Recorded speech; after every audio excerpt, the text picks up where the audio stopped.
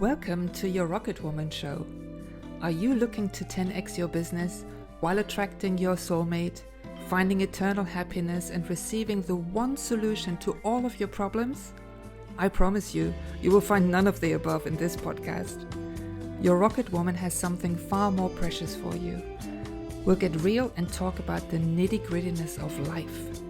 From A as in anxiety, to L as in lol, to Z as in zest for life, we'll cover the whole spectrum. All of my guests are my heroes that have inspired me along the way. And here's the totally amazing rocket deal. I chat with my heroes and then they tell me which of their heroes I should invite on the show next. So every other episode we get to expand our universe beyond into the unknown, ever expanding and growing. I hope you enjoy this show, and it's an honor to inspire your rocket launch.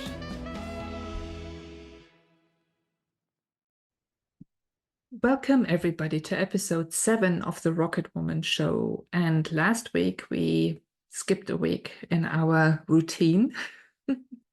So I really want to make sure that this becomes something that's organic, while of course we're also keeping to a schedule here. And I think it's sometimes a little bit of a challenge to be genuinely present every week when we all have life going on. So my aim definitely is to have these episodes come out weekly, but maybe every now and then life demands something else from me, just as it does from you. So we're back now. We're back for this new episode with Koenig, and he is one of my new friends that I've met on my new job. And Koenig shares his life with me, with us, with my universe, with you guys.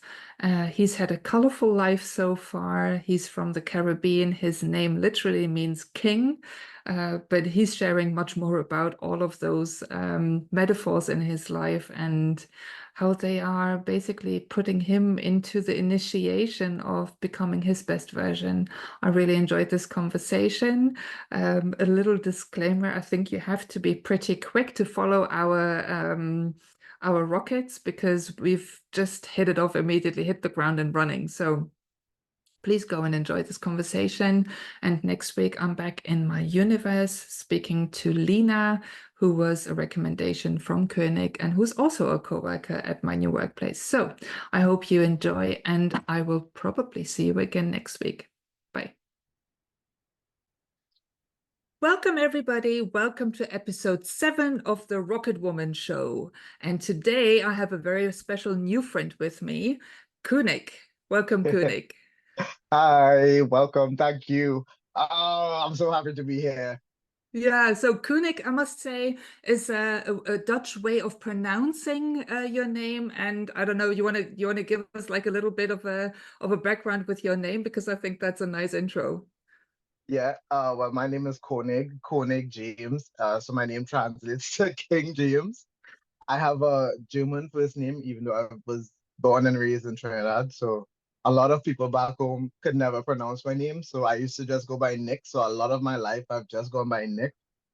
When I opened my fitness and photography businesses, they were both Nick Fit Fitness, Nickography Photography. Everything was based around, I would say, not a actuation of my identity, but what was easier for me to do than to explain who I was and why I had this name. It took me a So, very long time to really say, like, this is who I am. This name belongs to me. It took me a long time to really want to have that name, but I love it now, and I go by Koenig.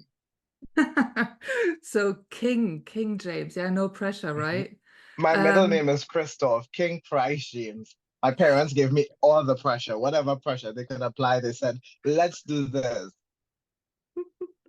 and you were born in the hospital, Mount of Hope, I saw. Yeah, Mount Hope Hospital. Mount Hope And Hospital, I right? was born as the story gets much more interesting than that.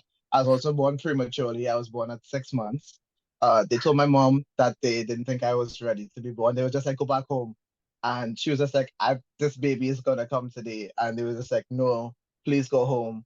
And this random lady in the hospital told her that you need to go and lay down. You're gonna have this baby today. And he's gonna come premature. This random strange lady. who held my mother's hand and prayed with her and told her she's gonna have a baby today. She said she stayed in the hospital and they were just like, "Oh yeah, you're having a baby right now. We have to find a room for you." And my dad wasn't there when I was born, but I was born premature. And when he got to the hospital, he told them that I shouldn't be in the incubator. He's like, we should take him home. And if he survives, then, he's meant to live. My father was not the best parent. I was telling one of my friends that, I don't know, I feel like I always had the short end of the stick even at birth, because why did you take me home? Why did you feel like it was a safe thing to do to take a premature baby home? But I survived. I always say like I feel as though my instinct was always to survive. My dad also left when I was 15. So it was just me and my mom and my brother. And even then, my first instinct was not, oh, I don't have a father figure. My instinct was I have to figure out how to pay bills. Like I don't know, like we don't have any money. I didn't have a job. I took a part-time job working at a baby store, fixing bicycles after work, after school. So I'd go to school all day, then I would go there and fix bikes and build things. And I thought every day, I thought, damn, I'm so annoyed by this. I hate that. I feel like I felt like I was struggling. I didn't know why, right?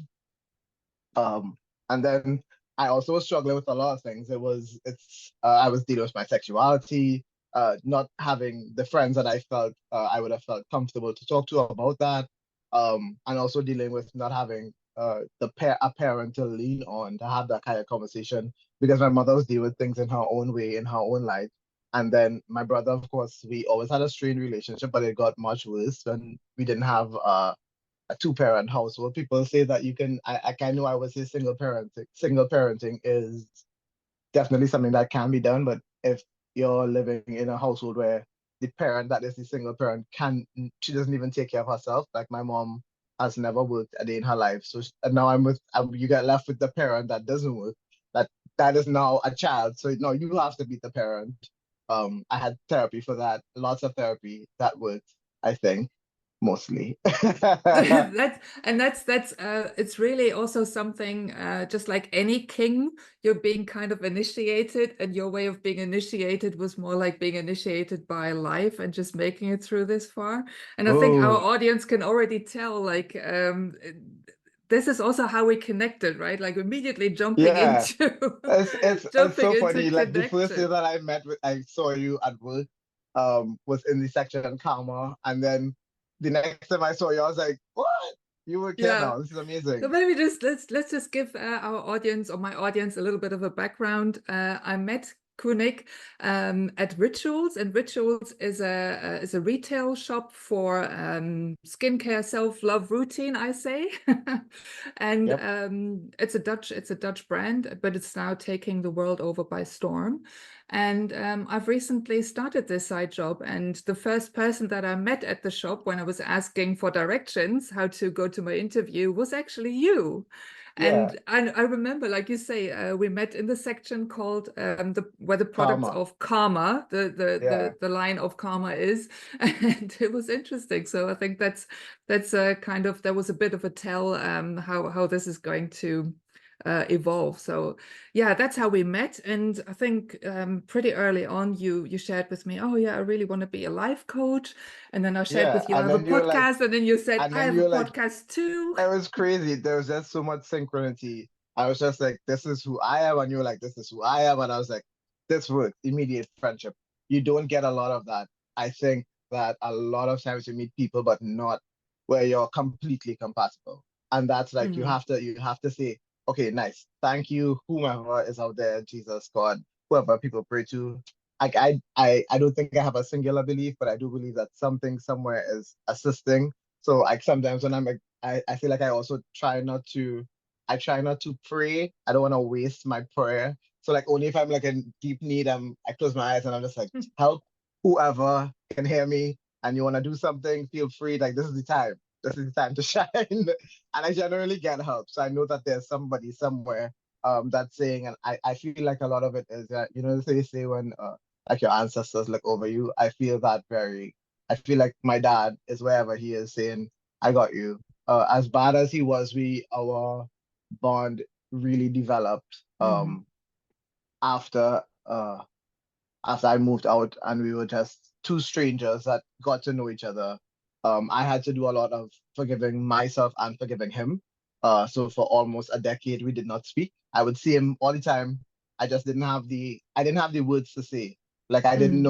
I didn't know how to say, like, I forgive you. I didn't feel forgiveness at that point in Mm-hmm. time. I felt anger and I felt betrayed and I felt as though he was still being allowed to live easily while I had to live, in my opinion, hard. I felt as though as a child, I shouldn't have to feel abandonment and I shouldn't have to feel, and that also led to the abandonment I felt at home, led to how I dealt with my relationships. Because I latched on so tightly to the first person that would say, I love you, you're safe, and this is how like you should Mm-hmm. feel in a safe space.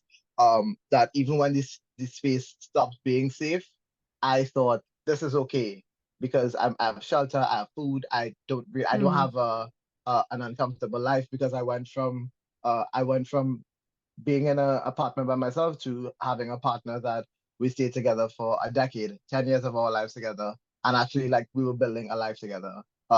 We lived together. We decided that we'd move in there and we bought a nice place that we can stay in. And all we did was travel and stay home and watch TV. But that was only a part of it. The other part of it is that neither of us were happy in the relationship. I remember the first time that I was cheated on, I said, oh, you know what? Maybe it's something that's wrong with me. I didn't look outside of myself. I thought immediately I was doing something wrong and I was not being a good partner and I was So looking not looking feeling. for validation or belonging and love on the outside, but looking for everything that's wrong on the inside, right? Like Mhm. that whole way of then learning to cope with life. Like you say, like there's, I think many relationships in the past of mine were also built on, well, this kind of works, right? Like you're keeping Yeah. yourself nice company and it's kind of all right. Like, it's better than it was better than And you being don't like alone. you don't question it because it's No, better than being exactly. alone. You don't question any of the things. I can looking back now, there was so many red flags. The flags were just big and woo woo woo. And I was like, what? That looks like an amber flag. This is fine. I'm okay. I would swallow every heartbreak, every discomfort. I would just Mhm. eat that up and I would say, you know what? It also didn't make me a better person. I will 100% say it made me very cynical of my thoughts of other people because it also made me rethink my friendships, the people who I hung out with who would have said, oh, like this is a good relationship for you to be in. And I always say if the people that are around you are not like enlightening you on like how your life really is, then you are not in the right circle of people. Because so many people would be okay with you just tossing your life down the drain if it doesn't affect them personally. But then you have your friends who will be like, because I like my best friend, she's always dragging me and she's always saying things like, no, get your life together. Stop. You want to lose weight? Don't eat shit. Like, that's nobody's fault that you don't have the things that you want. Like, just want it more or like work towards it. And I feel like having people like, I'm going to just jump to management and back here. As a manager, I always employ my feedback loops. I feel like your friendships are your first form of feedback loops. So, and you as a friend, you do the same because you take the people that you love into accountability. You want the best for them, and like you think they would want the best for you. And I feel as though I had friendships where they wanted the best for me because it was the best for them. It was easy for them to access the comforts that I had in that relationship. So we would all go to the go away for the weekend, or we would all rent a nice place for the weekend, and that was nice and fun. And even when I expressed that there were parts of it where I was unhappy, they didn't feel unhappy, so they didn't do anything to make me change how I felt about being in that relationship. Um, Yeah, but I think that's a really good point that, I think everybody is kind of looking for that piece of belonging to mhm, sort of come to rest after kind of making it to the adult years. And yep, then, you notice that that yeah. you're sort of establishing this comfort zone together. But also knowing that when you address these other things that, can I handle criticism myself? So I Hmm. think like that's when, eventually you start looking at what are my mechanisms here and what's repeating in my life, even though the outside is changing, even though the faces are changing, but the Hmm. patterns are remaining the same. So I'd love to jump back to the beginning Hmm. of your life. So you were born and raised in Trinidad, Tobago, right? Hmm. And now you're in the Netherlands, now you're in Amsterdam. So Yeah. just quickly take us like take us through the broadest Ah, way of explaining how you got to where you are now. okay. So I'll block it into uh teenagers and then adult years. So uh I grew up on a farm until I was like 10 or 11. So the first 10 years I was spent taking care of animals and being happy and just living in nature. I feel like nothing beats that, especially if you grow up in the Caribbean. Like nothing beats you jump on your bike, you go for a ride, you play by the river, you go home. There's nothing to stress about. You want food, there's animals on the farm. I'm not okay, and this is where I really have to say I grew up having to sometimes kill the food that I wanted to eat. It wasn't the life that I intended to live, but that's what we had to do, right? Um, but it did make me feel very humble to have things in my life growing up Hmm. there. So the things that I did have, or even the things that I acquired even now in life, I'm very happy that I have them. I'm very happy that I worked hard for them. I'm very happy that I can experience them and people and relationships. So up until like 10 or 11, I lived in the country. And then we moved out of there. And then my teenage years, we grew up closer to, well, in Trinidad, it's not more of a city, but I was where it's more populated. I went to high school generally where there was a lot of people. We had a lot of uh, just regular teenage things. We played in the park, we did regular things. But then in my not so teenage years when I was growing into adulthood. At the end of my 10-year relationship, I was in that relationship from the time I was 17 to Wow. 27, going on 28. Um, and at that point, I had already spent my entire life being in a relationship. Um, And my routine was I go to work, I go home, I do all these things that I want to do on the side because aside from working in sales, I've done every type of thing that you can think of, electronics, electrical work, plumbing, carpentry, music, technology, fire, alarm training, anything that I can get my knowledge grips on where I can learn something new or find a new skill. I just dive headfirst into it. I don't care if I don't know, I'm just like, I'll figure it out. I literally in my bag. This is very funny, but I need to share it with you. In my bag here, my other friend at work, Brittany, I was telling her that I wanted to learn to crochet, and now I have a crochet needle and and crochet thread because I'm gonna learn to crochet now. So I kind of just dive headfirst into whatever, and I just stay with it. So when I was in that relationship, I stayed in it because I thought I'm happy, I'm safe, I'm comfortable. Until it Hmm. was not comfortable, it wasn't happy and it wasn't very safe.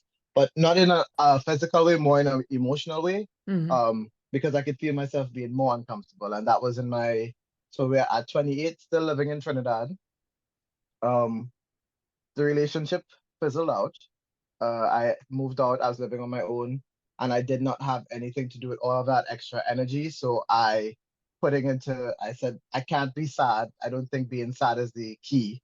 So, and at that point, I had already had a lot of therapy, 7 years of solid, somebody telling me this is the thing that you need to do to not fix yourself, but to help make yourself feel But how better. did you, if I may interrupt you, how did you even get to that point that you knew you needed therapy?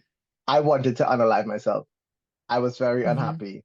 I, Yeah. I, I went home and in that current relationship, I said, I don't feel okay. And I'm aware enough of my emotions to know that I feel Hmm. physically not okay. And I have in my younger years tried to take my life. So I knew that it was coming from a Hmm. place of I need to ask for help. I'm thankful that I don't feel pity for myself and asking for help. You've probably almost seen me cry already. I cry and I'm just like, I'm okay with being emotional, but I didn't know how or what to do with those emotions. And I knew that hurting myself or harming myself was not a happy thought to think. And it was very persistent. It was just banging in the back of my head. You are like worthless and you don't deserve things and you don't deserve to be happy. And whatever I did didn't fix that. Whatever I was doing with whatever mask I was appearing to wear that day wasn't fixing the fact that I was really unhappy with myself. And Hmm. that had nothing to do with the relationship. It had nothing to do with my parents. It had nothing to do with all the things that I said. I went through the blaming everybody else part of my life where all I Hmm. said was, It was how I was raised. I didn't have a parent to be stable. I always had to work hard for the things that I wanted. I swiftly learned within my first, that first few weeks of therapy where you learn that, wow, I am also a part of the problem and I need to address this. I learned Mhm. that very, very fast. Unfortunately, in the Caribbean, I had a therapist that, and I can always say like that's a part of my life that's over, so I don't bring up any names or anything, but it was 2 or 3 therapy sessions and I was already prescribed antidepressants and I just took it. Mhm. I thought everybody's on it, everybody's unwell, it's Mhm. okay. And I felt much worse before I felt better. That they don't tell you about the first few weeks of being on antidepressants where Mhm. you just dive deep into that hole of depression and you just live in there and you just everything's disgusting and people you hate them and you hate yourself. And then you're like, okay, now I feel nothing. That's how you go. You go very, very sad and then you baseline into the drugs making you feel just baseline happy. It's just enough happy where you don't feel anything, but you don't Mhm. question it, right? And But for also, all and of and I think like, having a child that's on SSRIs, Mhm. I can see how there's my spiritual opinion that I had about this kind of medicine. Oh no, they disconnect you from your soul and they Mhm. disconnect you from your true self connection. But then seeing somebody go through hell, right, It's hell. It with literally is panic hell. and anxiety, Mhm. that was his saving grace. So in a way, I really needed to revisit that spiritual arrogance and really look at there's so many layers to everything. You can't just, generalize and say this is good or this is bad. So I think it serves a purpose until it doesn't, right? Yeah. When was the time that you discovered for yourself that it wasn't serving you anymore? Ooh. It was at the end of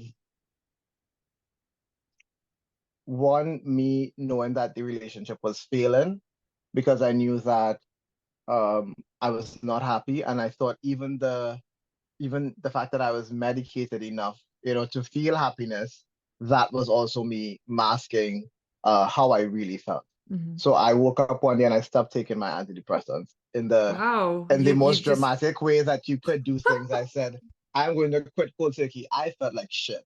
I went to work Mhm. that day and I cried in front of a customer. I was just writing a bill. Next thing I was drowning in tears. I was like, I'm so sorry. Writing this bill and just like crying, tears everywhere. And then my manager was like, are you okay? I said, no, I'm not okay, but I really Mhm. think I should go home for the rest of the day. And I just took some time to just not to feel everything. I feel like that's what I needed to do. Mhm. I decided that I wanted to feel everything because feeling nothing of feeling less than that. Like I felt like it was time I was okay now. Like I was okay enough, or I was to a point where I was vulnerable enough with myself and other people that I can say, this is who I am. I feel the emotions and they don't affect me in the way that they would have before. But And I it's don't really need to in have yeah, I'm sorry. It's a that's little bit of okay. a lag.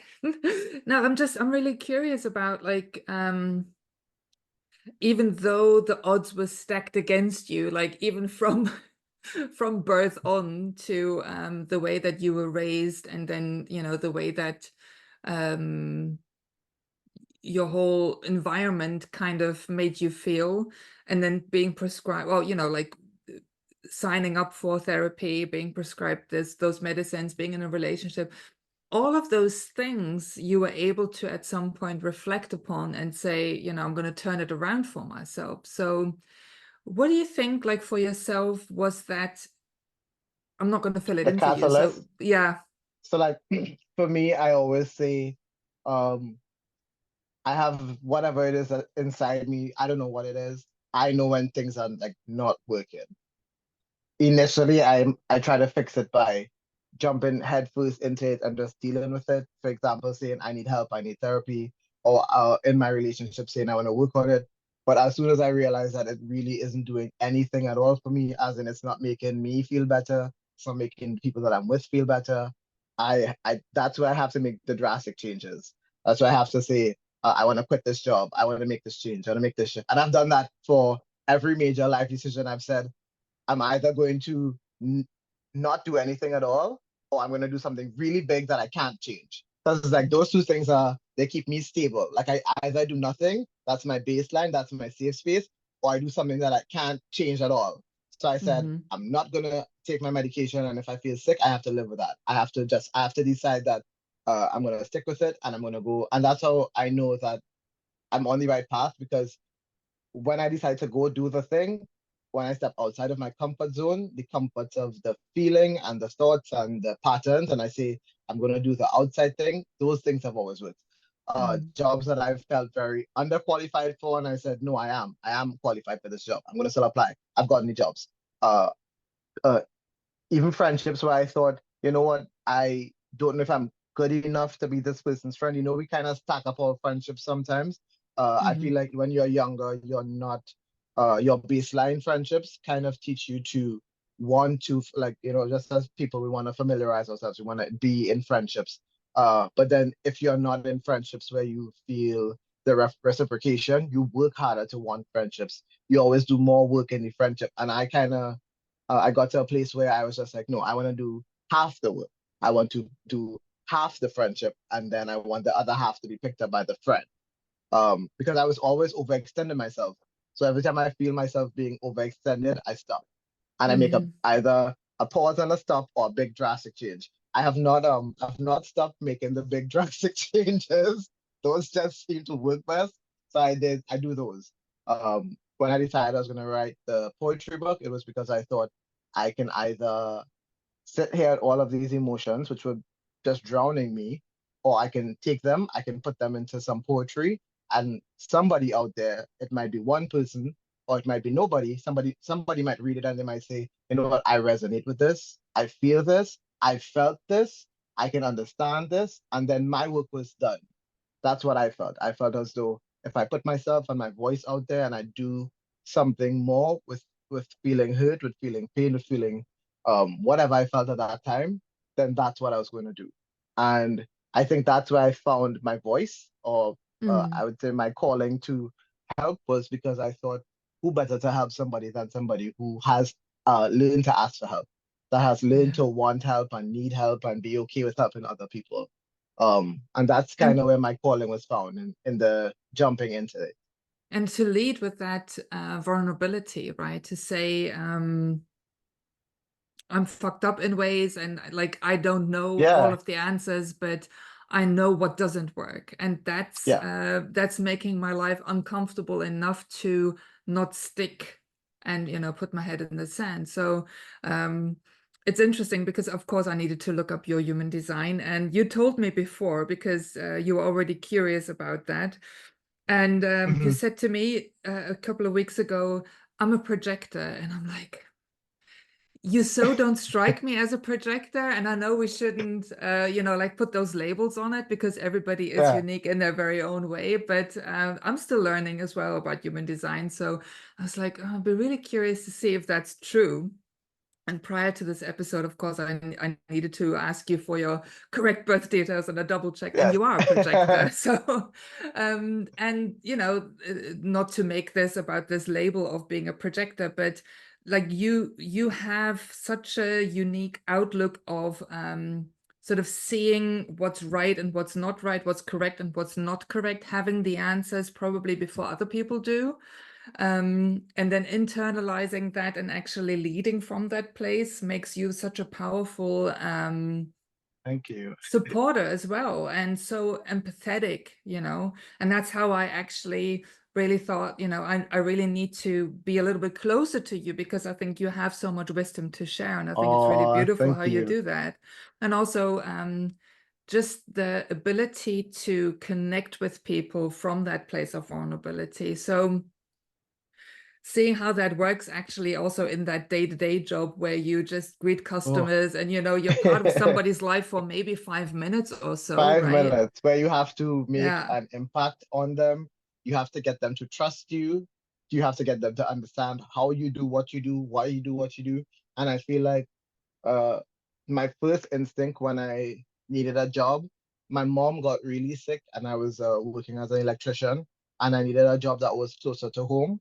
and I went into sales of electrical items. And I thought I was going to stay at that job for just a little bit while she got better. I stayed there for 10 years. That was Mm. as long as the relationship I was in. I think those two things were, I I see a theme 100% here. think, yeah, they were interlinked. It was two things that were constants Mm. in my life, that it was a job that I could make money at, doing something I was good at. I was working in retail sales. And that job is where I really learned who I was. I went from working as a retail salesperson on the counter to being the manager of the store. I've gone through three departments within that role. I was in charge of the fire alarm systems, telecommunications. I always say in any job that I go to, vertical growth is what works best for me. If I see an opportunity, I'm always going to advocate for myself, because I've learned very early on that nobody's going to do that for you. I learned when I was younger and my dad left. I think the thought that crossed my mind was, I don't deserve to be abandoned, or I don't deserve to be left behind. And my first thought of action was to find a way to make money, but also find a way to forgive, because I don't know why people do the things that they do, but I know that everything has a reason. And Mm. I was very young when I learned that. I was 17. It's the age where most people are just trying to figure out who or what or Mm. why they are. And I was trying to figure out whether or not I was worthy enough to be Mm. abandoned as Yeah. a human. And I thought, you know what, I'm gonna put this energy into growing rather than to be sad about it. And I take that from then to now, and it just continues. I take it to the days at Mm. work, and then I take it back home, but not in a sad way. You know, a lot of people take the things that have happened to them as, uh, oh, something really bad happened to me. Everything in my life is a growing experience. I have been denied lots of things. I've been told no a lot of times, and I've said, okay, I'll come back tomorrow. I'll go Mm. home. I'll figure it out. I'll learn the skill that is something that I need to learn. I'll go home and I will spend the rest of the night. I'll spend the weekend. I'll stay up for the rest of the month and I will learn that skill. And I will figure out a way to get the things that I really, really do want to have. And I feel like that's the only reason that I have the things that I want so easily. It's because I do the work of the that nobody else is gonna do. I want to do that work, not for not and like it's what I say even at work. I know that everybody's here to do their job and they want to just do it and go home. I've already decided to come here. I'm gonna do the best that I can do because Mm. I want to excel. I don't want to be in the same place that I am now for very long. I've grown very accustomed to a very comfortable life.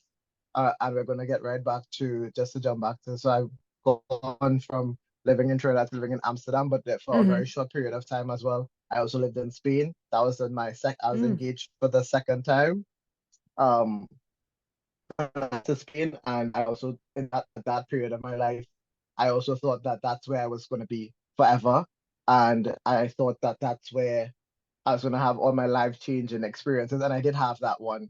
I had an experience that taught me that I couldn't depend on somebody else to fulfill a need that I had, which was my happiness. And I thought Mm. so I moved from Trinidad to Spain in 2020. And I thought, this is fine. 2019, 2020. I thought, this is fine. This is where my life is going. And I came back from that trip with uh, dealing with my father's death. He also died in Mm. 2020. He was sick before I left to go on that trip. The last thing that he said to me before uh, I left was that I should live my life and don't come back home. You always wanted to travel and be happy, do that. Mm. And a big part of me felt as though I was abandoning him and my mom and not being there, but I wanted to be happy and I chose my happiness first. Um, because I knew that I had to make a hard decision, but my family would always be there. And the love that I wanted at that time was not there. So I did Mm. that. Mm. And that didn't turn out to be the love that I really wanted. It turned out to be um, love that I thought was good enough, but there was so much of it where I was just overextending myself again. And I was just giving and giving and giving and understanding. It didn't take Um, you 10 years though, right? no, my father's passing put a jolt of honesty Hmm. into how I was making decisions. I thought to myself, am I really happy? Was I honoring who I was? Yeah. Was I really doing that? Was I going to jump back on a plane and go back to Spain if I was, because there were so much moments where I was really, really unhappy. And I thought to myself, I can't do 10 years of this. I have to say, this is how I feel. These are the things that I would like to change. And I realized that a big part of me really wanted that to be exactly how that ended. You know, it wanted me to be the person that stood up for themselves enough to say I'm unhappy Mm. and I'm not gonna accept this type of relationship, that I want more. And wanting more led me to want less of the relationship.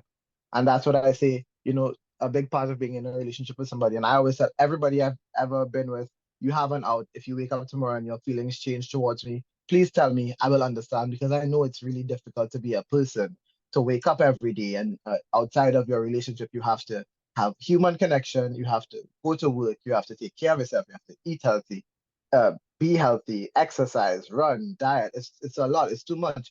Pay bills as well. You can't take too much care of yourself, because too much self-care, you get sick, right? So it's a myriad of things to do. And on top of all that, you have to find time to love yourself, love your partner, love your friends. It's a lot to do on a daily Mm. basis. So I always say, you know what, if one day you wake up and a big part of me saying that was because in the same way that my dad left, I thought everybody would do the same. So I gave them an out. I gave them Mm. tell me if you're leaving. That way I don't have to deal with the grief of abandonment again. And that Mm. was something I learned in therapy, was to always ask specifically for what I need, and not hope that people can just figure it out.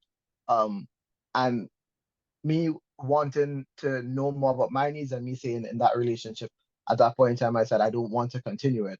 And I'm sorry. It was the first time I actually had to break up with somebody. And I said, this feels awful. I don't know how people can do this. I felt like I was Mm. killing myself. I feel like I was cutting off my own arm. But I knew that if I didn't do that, um, and if I didn't see if there was a moment where they would reach out and say, I want to also work on this. And I did. I left the space for that. I left the space for the reaching out, and it wasn't there. And I thought, this is the moment. If I ever wanted it out, like, I can take it now. Nobody's reached out. I did say how I felt, because it's exactly how I felt in that moment, and that did not change. And I took the time. I took the time for myself. I started working on my second book, and I started to we went right into COVID after that, and it was a very tricky emotional time Mm. just in that 2021 period. But I was still at work. I was working in medical sales at the time. The one thing I've always been fortunate to do is have a job. I always find work, because I like to do all of these things and have all of these skills. Finding a job has always been something that I can do. So I'm always grateful that I can always get a job anywhere. So I was working in medical sales at that time, and I thought, I don't want to be in a relationship. I'm taking a break from being romantically involved with anybody, because I don't have the brain capacity.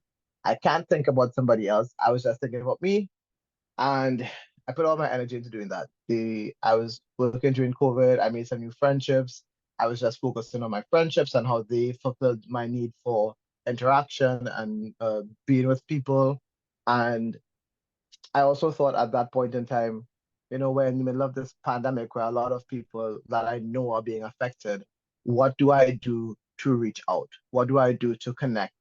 Because a lot of people, I can't see my friends. I can't just see them on the weekends. I have to see them under the curfew hours, or the one or two times where we had an illegal curfew sleepover party where six of us never left the house until it was time to leave. I know a lot of people had to do it. That was the only way you could connect with your friends and like actually see each other, like just to have some fun. Like, I mean, we're not going on parties. We were playing Monopoly and cards and drinking Prosecco like actual 30-year-olds. We were doing the adult things, adult fun, you know, just playing games and connecting. Um, and I wanted to do more than just do that. So I started my podcast. And that's where I thought the one thing my dad always used to say is let people hear you, let people connect with you in that way. Mm. Sometimes people will read the things that I write and they don't get how I feel about it. But if you hear what I say, if you can, or see me, or like you can get where I'm coming from, I can connect with somebody very far away and they can hear a part of my story, a part of who I am. A big part of my podcast was to address mental health and things that I've done to deal with my mental health from my perspective. So it's always from the way that I've done things or the way I've dealt with it, because I always say I'm not a I'm not a guide for like don't do exactly what I did. This is what I did, and you can take some And then let it bits and inspire pieces. you, right? Yeah, And let it fill you up with curiosity. and I think that's such a strong thing for everybody to consider, because in the end, there's like this massive information bubble out there, and like everybody's entitled to opinions. Everybody has a channel to share their opinions.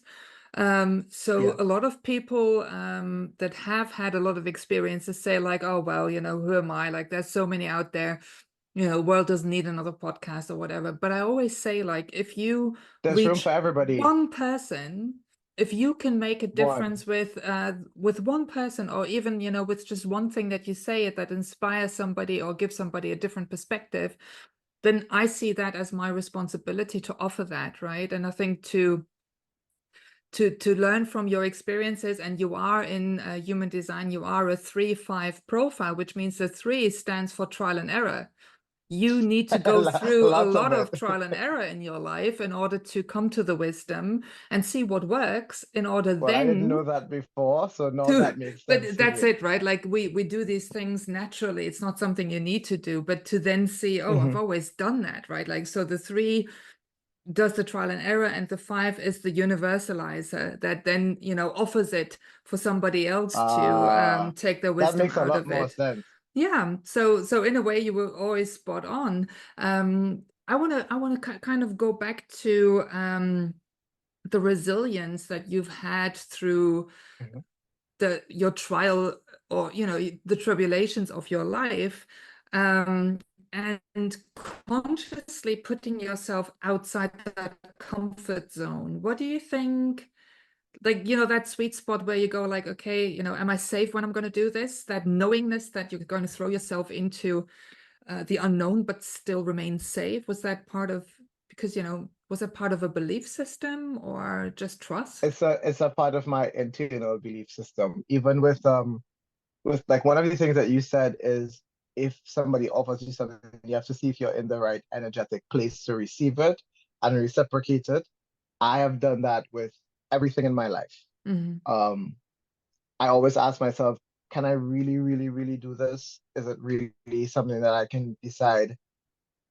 Not because of disappointment. I know a lot of people do that because they want to make sure they don't feel disappointed. For me, it's that I want to make sure I have the energy to still take care of the people that I love. That has been Mm. my driving force. That there are friendships that I've made over the last few years, people that I recently have left behind, or I left, but I said behind home in Trinidad, my friendships that I have cultivated and relationships that I've had that have made me who I am. A big part of every one of those where I had to ask myself, can I really, really make these decisions and be okay with how they affect those people? The people that have taken care of me, the people that have reached out to me when I was at my lowest, the people that have really said, I need help. I have never been a big person to ask for help. I feel it's one of those things where I felt like it diminished my power. And to be able to relinquish that with people that I love, people that I can trust and lean Mm. on, where I can say, I really don't have I don't have the capacity to do something. My friends know I really just like to stay home and watch TV. I'm a whatever is a cross between an introvert that likes to play games, and I want to see people and interact, but only until like 9 or 10 p.m. I want to be home in bed at that time. I want to be snuggled up playing some video games. And my friends know that. The people that I like, Mm. they get that, and they understand that, and everything I do is in reciprocation of the care and love that I have received, that have really molded me into a better person. I have been at very low points in my life, and somebody has always put their hand out and said to me, you are okay. Your world is on fire and you are really stressed out, but you are okay. And that has been my driving force. That has been my saving grace. And the reason that I want to help people is because I've been helped. I've been handed the one thing that a lot of people don't get. I've been given grace. I've been given Mm. so much grace by people that I've met, and even with you, having me here right now. I'm very thankful. You know, many years ago, even before I knew I wanted to be here, I knew I wanted to be here, and Mm. something in me said, "You can do that. You just have to keep going. You have to keep going." And every time I felt as though I was down and out, I would hear that little voice in my head saying, "You have to keep going. You have to get up, and you have to go." Um, and I really just think it's you have to want better for yourself. You have the voice in your head is still you, still me. It's just the smaller version of me that is willing to go on when the rest of me is saying, we're down, we're out, we're taking a break, we're going home, we're gonna wrap this up right now, and we're gonna leave. There's a little part of me that always says, and it's the part that made me stay in those relationships as well, because there's always a little part of me that's saying, let's work it out, let's try one more time. But the bigger voice, the voice that actually does the deciding over the small voice, I can't do anything about that. You can't do anything about the big voice. The big voice is always going to be like, eat, eat, eat, eat, eat. And the small voice is the one that's like, stop, chill. You can do this tomorrow. You can take a rest. You can take a break. That small voice reminds me that there are people that have loved me and cared for me and given me things that I could not even repay in a million. I've had friendships that have healed me. I've had friendships. My friendships have, I will say this time and time again, they have picked me up the floor. Like my friends have literally, they've been the family that I didn't have, the family that my chosen family, and they've also seen me through uh parts of my life where I was never able to express that to a parent. When my dad wasn't there and my mom would take out the frustrations on me outside of therapy, my friends were the people that I could say, I really wasn't having a good day. A lot of the things that we do as people, even out of love, sometimes we really do take ourselves out of who we are. Whereas now I can say this is how I feel. There were points in my life where I would not express that to my parents or either one of them. If I spoke to my dad, because we had gotten super close, like we had gotten to the point where I'd even taken out loans in my name for him because I just wanted him to not have to ask anybody for anything. Because I understood, I am actually the last of 17 kids. I didn't share that with you. Um, my dad has had, so I grew up Whew. with a lot of brothers and sisters that were like half brothers and sisters. And I learned to love from having them around, but I also gave too much of myself to them as well because I was also always trying to make sure I checked in on somebody or helped them out, or I was making sure the kids had Pampers and milk and to the point where my coworkers were like, "Oh, are your kids coming by again today?" They thought it was my kids, and I was like, "No, I just help out." Um, and the help started to become where at one point my sisters were living with me and my mom and my brother in a tiny apartment with their kids. Um, and it was a lot of me just saying yes, yes, yes, yes, yes, yes, Just yes to everybody, overextending, right? to And is everybody. that something, but is that something that is culturally, I mean, there's so many layers to this right now, because in my head, I'm like, okay, I Let me really want to start with die. Caribbean culture. Yes. I would say Caribbean culture is you honor thy mother and father till death.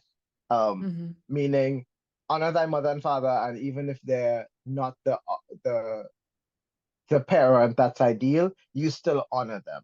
And that extends to brother and sister. I had to learn to say no very, very early, but I didn't do it. I learned to say it, but I didn't say no. I just said yes. Do you want me to drive very far to bring you something? Yes. Do you want me to give you some money? Yes.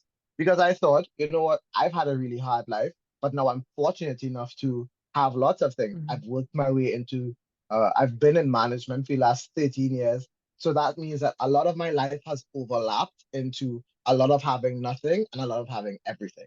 And it's in these Because 3 years of you are life. such an achiever, right? You're so ambitious. And I think that's your driving force is at least, we've known each other for like 3 weeks or so, 3.5 weeks. So, Don't you see my lovely apartment that I share?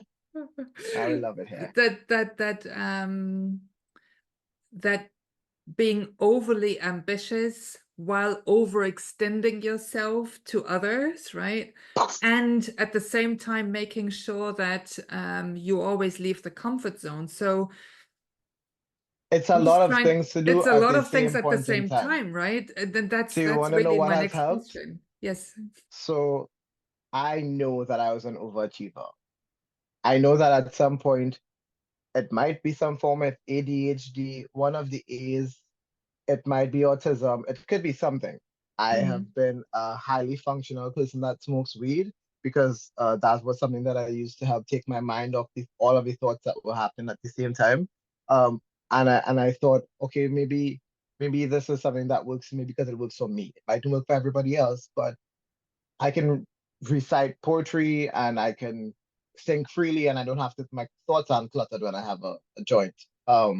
And I know that that definitely means that I have something. I don't know what it is. It could just mean that nothing's wrong with me and my brain is just trying to put something there to be a placeholder for me, just my brain just working in a very nice way. But there's a lot of things that I have to do every day. And let me just find I have books that look like this. And in the little books, I write down how I feel. Hmm. That's the trick. I have been writing exactly how I want to feel and not exactly like what the emotion is drowning me in.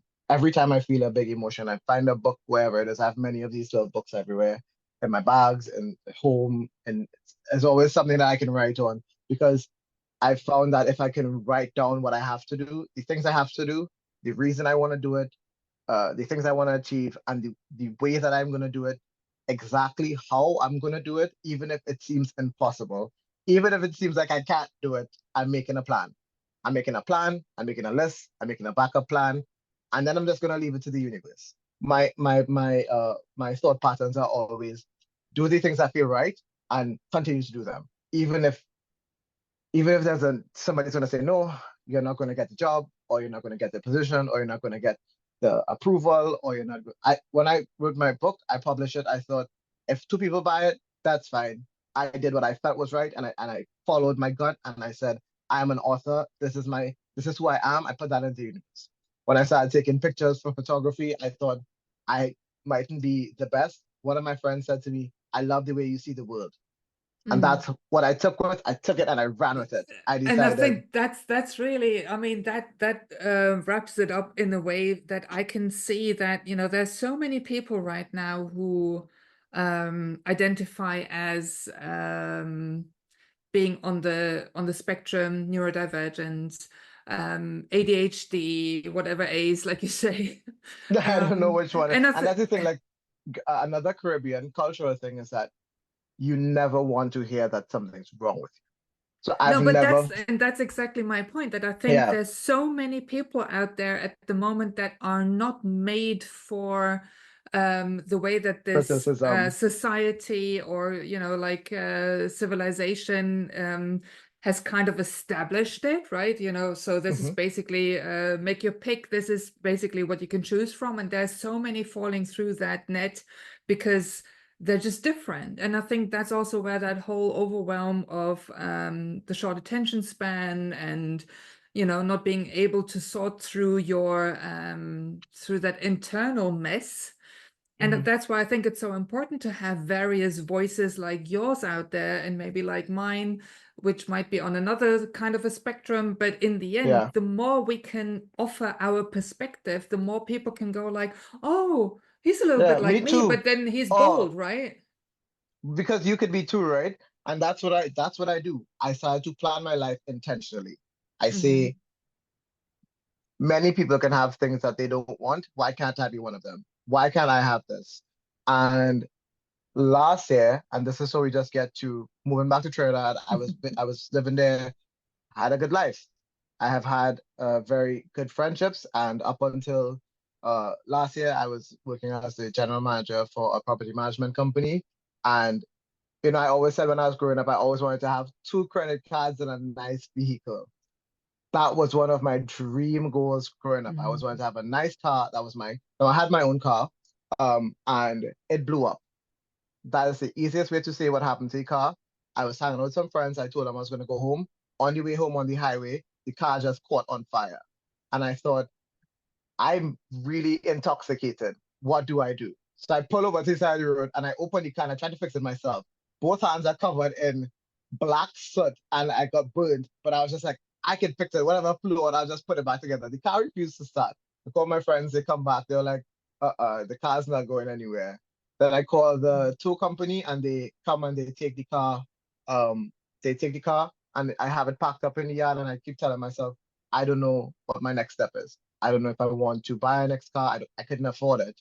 And I definitely didn't want to have to put money into a loan to get a new car. But I said, I deserve a new car. I sold my other car and I walked to the gym. I was going to the gym at 2 a.m. in the morning at that point in time. And I would walk to the gym at 2 a.m. and I'd walk back home and I would very quietly get ready for work. I would travel to work, and I did that every day until the bank said, "This is the check for your new car." And the next time that I went home, I asked my mom if she could open the gate because I had moved in with her when my dad passed away. So we had become very even more closer than I was when I grew up with her because we actually had time as adults to connect. And that's how our relationship is where it is now, where I can move away and she can understand that I have a full life outside of being her son. And I do care and love her, and I'm doing the best that I can for me and her. But a big part of me having a new vehicle was saying that I deserve nice things. And my mother, who has always been raised with a poverty mindset, deserves to see that I can be an example to her that we can have nice things. So I was at the peak of my life with having all these things I wanted. And I was in Rome where I was just, I would say I had an emotional moment where I'm not a big church goer. You know, I said I believe in all the things, but I went to church and I prayed for my dad. Um, I was having a time of really missing the connection that we had. He really was my best friend. He taught me how to drive a car when I was in my 20s learning to drive a car properly. I didn't have the childhood that other people had. I had that as an adult. So I was an adult now learning to drive a car with my dad in my 20s. Um, Having that actual parent connection, that also healed something in me. That allowed me to extend myself to a place of forgiveness for myself for all the years where I was really mad, where I said, I also deserve to have a connection with my parents. That is that is made with honesty and love and just all these things that I saw other people having that I did not have. Even in that moment, even in my 20s, I thought I can still have a good life. Even if I didn't have it growing up, I know what I want from life, and that also includes building this connection. It wasn't there for very long because unfortunately my dad passed away from cancer, but the time that we did share was genuine connection that I can pass on to anybody that I meet. And that's what I do. I always give the kindness that I share comes from a place of I know what it took to be kind. I know what it took from me. I know what it takes from everybody. I know what it So takes to again, put yourself out there. you go through the trial and error, you sort of pick up the wisdom, and then you go like, okay, here it is. And then it's not There it is. about the time that you've spent actually reveling in it, Going but through the to thing, yeah. exactly, right? Like your relationship with your dad. And also I think, you know, your high ambition to reach your goals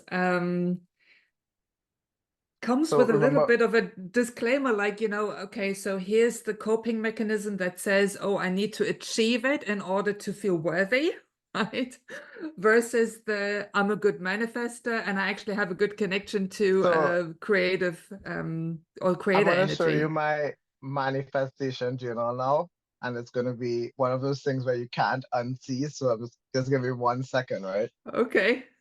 I kind of also like, I feel like a part of the process of who I am, and my Instagram handle that I recently changed, but most of my handles, it says I am an experience because can you still hear me properly? I Yes. can hear you, yes. I just want to make sure they can also hear me while they see me not rifling Yes. through my things. Um, because you can see kind of the couch that I love. Oh, yes. So unlike regular people who make a regular manifestation book, I have a manifestation journal that I hand cut and stick every single manifestation thing that I want in here. Every place I want to Oh, visit. And then in between it, I make notes saying that I've achieved the things that I wanted. This car, this blue one here, I put a blue one and I put a gray one, and I thought, I really can't afford the car. I don't want to have it. This is mine. This is the one that I bought. This is the one that I bought. It was just like the ones that I put in my book. I have this really high belief that I have to be as delusional as the people that have the things that I want. And that way I don't envy anybody. That way I don't envy what people have done to have the things that they have. I just figure out how hard do I really have to work to have it. That but has I been love again, you know, naturally you're doing what you're designed to do because in human design, you know, you've got the arrows next to the body graph on top. You are a quad left, like all the four arrows point to the left, which means that basically your way of doing things is you journal, you write them down. You are a very, Like I specific write them down manifester. with there's pictures, there's a note saying dream It bigger, is work exactly, harder. you need to do And that. Like that's how you're wired. yeah, and then like for example, I wrote this one time, like this will be my year. I always try to I told myself, okay, I've done the therapy, I've done the work. I'm trying to put something back into the universe, which is me doing the podcasting, me doing the mentoring. I Mhm. really want to be a life coach in that light, like I explained to you. I started doing free life coach sessions with people that I know and love and care about as a way of me giving back, of me Mm. saying, can I help you work through some things that you feel you can't work through alone? I've done that with at least six of my friends. It's deepened my friendship with them, but it also has deepened my connection with myself. And that's Mm. how I know I want to be a life coach because I can take the energy that someone is giving to me and I don't swallow it, I don't eat it, I don't hold on to it. I can just put that back into wherever the universe it goes. Somebody's feeling some pain and they're expressing that to me. I am not swallowing that for me. I am taking that. I am understanding that I too have felt that. You can express that freely because this is a safe space. And then we put that into the universe because we as humans think that our coping mechanism is to hold on to pain, is to swallow it and eat it and Mm. be strong enough to overcome our adversities. Wrong, error. We should have learned that a long Well, time ago. We have to. I think we can see the the outcomes of that we're now all dealing with, right? Because I think Hmm. none of us exist in isolation. And Hmm. the only answer that we really have is kindness and an open heart and vulnerability and sharing ourselves. And even in the moments, especially in the moments when you think like I have nothing to add right now, Hmm. being open, which doesn't mean that, everybody now needs to start sharing 24 hours of their days, but No, and I the always essence say of like do that, it for right? yourself personally. Yeah. When I wrote this, I wrote three things. It said, like you're not here, this is your past, and this is your present, but you're still not here, and like your future is where like you're here. And sometimes I write things in the book and like it's not even for anybody else to feel. It's for me to Yeah. go back and see it and say, okay, this makes sense to me. I can see that I'm not going to be fixated on just creating where I am, but creating for future me, for how I'm Mm. going to feel tomorrow. And my interactions with people, they go really far because I tell myself that I am not just saying hello to Sandra today. I am not just saying hello to Jessica or Victoria or Lolly. Like, I'm not just saying hello. What I do right now impacts how your day is going to Hmm. be, how my day is going to be, and how you take that with the people that you interact with. So I see every interaction I have as reaching 10 other people. Hmm. So the way that I act is I always act accordingly. And it's a long list of things. I have a It's the long laundry modern, list it's of the things to modern do. pyramid system, right? Yeah. So I always feel like I Snowball. have a long list of things to do which make me socially acceptable.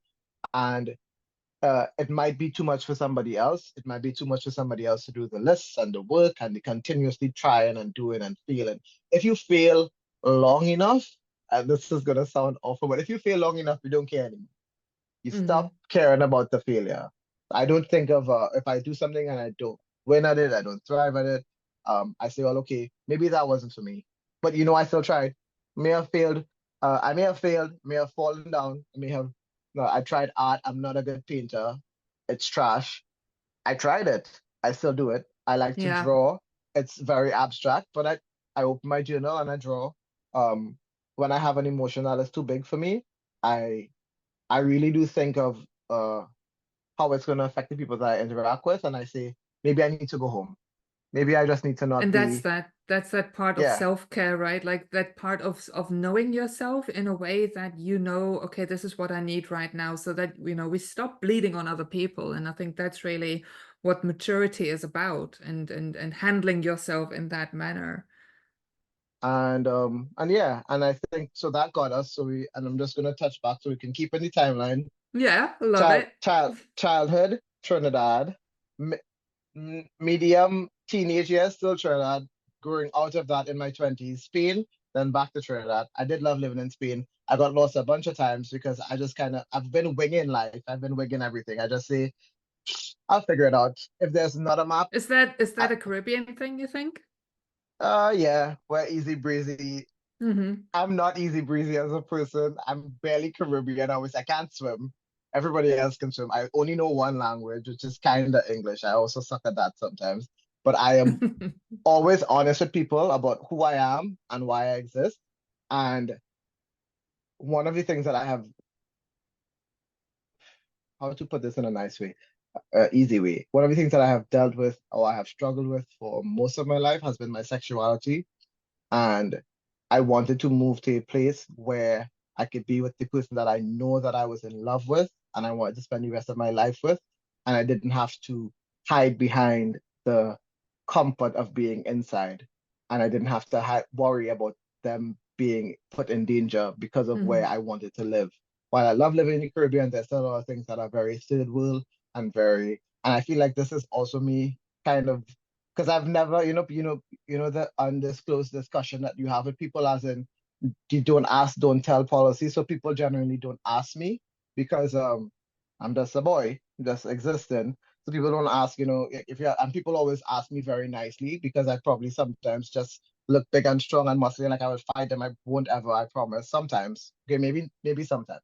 But people don't ask me about my sexuality. It's something, but in the Caribbean, it's something I struggled with. I've struggled with uh, coming out to friends and family. Uh, it's been a very difficult journey, and even in relationships, it's affected that as well because Hmm. I also struggled with accepting myself. And Hmm. I think for the first time in ever, I'm saying it now that I'm openly gay and I'm married and have any time in my life, and I have Oh. friends. I have friends that I can say, "Hey, I'm exhausted from maybe my work day, but not from my life. My life is Hmm. great. I have an amazing partner that I can count on, that I can depend on, that I can lean on, that I can be open with vulnerably, and somebody that also is taking the time to understand me, that also Hmm. reflects on how I am the way I am and gives me the space to be in a new space with new people and also a new culture. So, But how did that work for you? Because I mean, again, so, like so if let's one just new say, thing wasn't going to be enough, you'd like, no, let's move countries and let's so just let me let's do it just say, all. right, when we met, I immediately knew. You know that zing that you talk about? I felt the zing of love immediately. And I thought, I cannot leave Rome without saying. So I left the night that I left, I said, would you like to be in a relationship? I wanted it clear because I need the answers. I need to write it down. I need to have a clear, definitive answer when I journal tonight or in the morning that this is where I am. And I said, would you like to be in a relationship? And that quickly progressed into, would you like to marry me? I I kid you not, I was down on one knee asking with the joys. I was just like, I want to spend the rest of my life with you because I decided that I want to be happy and this makes me happy. We are happy together, and I know that I'm going to have to make a very big life change. And this is where the very drastic change or the nothing's gonna happen was coming in because I just bought the car, so I had a new car, happy life, things are great. But then I have this very new thing, like my friends were like, "Are you fucking crazy?" I was like, I don't know. I am happy, Hmm. and happy trumps crazy every time. So I had the new, very exciting door that I've been praying for. Like I always pray to meet somebody that would match my the love that I was given, and I felt it. I felt that it would be reciprocated, and I felt that it would be honored, and I said, "This is what I want," and I chose that. And I thought, "Ooh, this is going to be an interesting time," and it has been. The last few months, I've had a lot of, I guess, learning about myself, but also a lot of relaxing times where I've just been genuinely happy, sitting outside, chilling, reading a book, relaxing, enjoying my life. Through all of the hardships that I've gone through, I thought that this is enough. And that was enough to move. Like just knowing that I would have this type of content at Hmm. some point. Of course, we have had our fights and like the things you regularly go through, but I know that there's never been a night where I went to bed upset, and there's never been a fight where we didn't both work on it together, and there's no lack of fun times or times of understanding or even times where we get to just spend time doing nothing together. I'm talking complete nothing. You don't get that all the time. And I knew that this was my time to have that. So I took the chance. And it was a lot of grief, the grief you don't express, the internal grief of Hmm. severing some ties and telling some other ties in your head that it's just bye bye for now. But some ties definitely need to be severed. The job that I was in, even though I was having a great time, I loved my job, I loved doing what I did. It also it took the entire of my day, the entire of my life was I put all my energy into that job. And That's that's what I also love doing. something that, like I've been contemplating that recently, that because my life changed pretty drastically over the past year. Hmm. And I'm really seeing that we make one different life choice or one different choice that places our focus in a new, it's just like a small Hmm. half-degree pivot, and Hmm. everything changes in your life. Everything, So every single it's thing. like, I'm wondering how many versions of a Koenig live out there, of a Sandra live out there that aren't You want to lived know or what's tapped funny? into, right? I feel as though we tap into so much versions of ourselves, and I say we as in people that actually take the time to say, this doesn't work, I'll try something new. Yeah. Because a lot of people don't go to the try something new. They say, No. this doesn't work, but I'll just chill. I'm okay with it. I'll express my discomfort, but I will stay. So Mhm. the people that step out of the discomfort and they say, no, let me try something new, we have to deal with the grief of feeling that nobody else has to deal with. The sadness of feeling less than when you don't achieve the thing you thought you could achieve. And there's the power that we have. It's in the feeling, it's in the falling down, it's in the being able to have a teachable moment with somebody. I have loved mentoring. I love as well. I mean, you work with me, and I'm not even in management at this job yet, but I love helping Yet. people.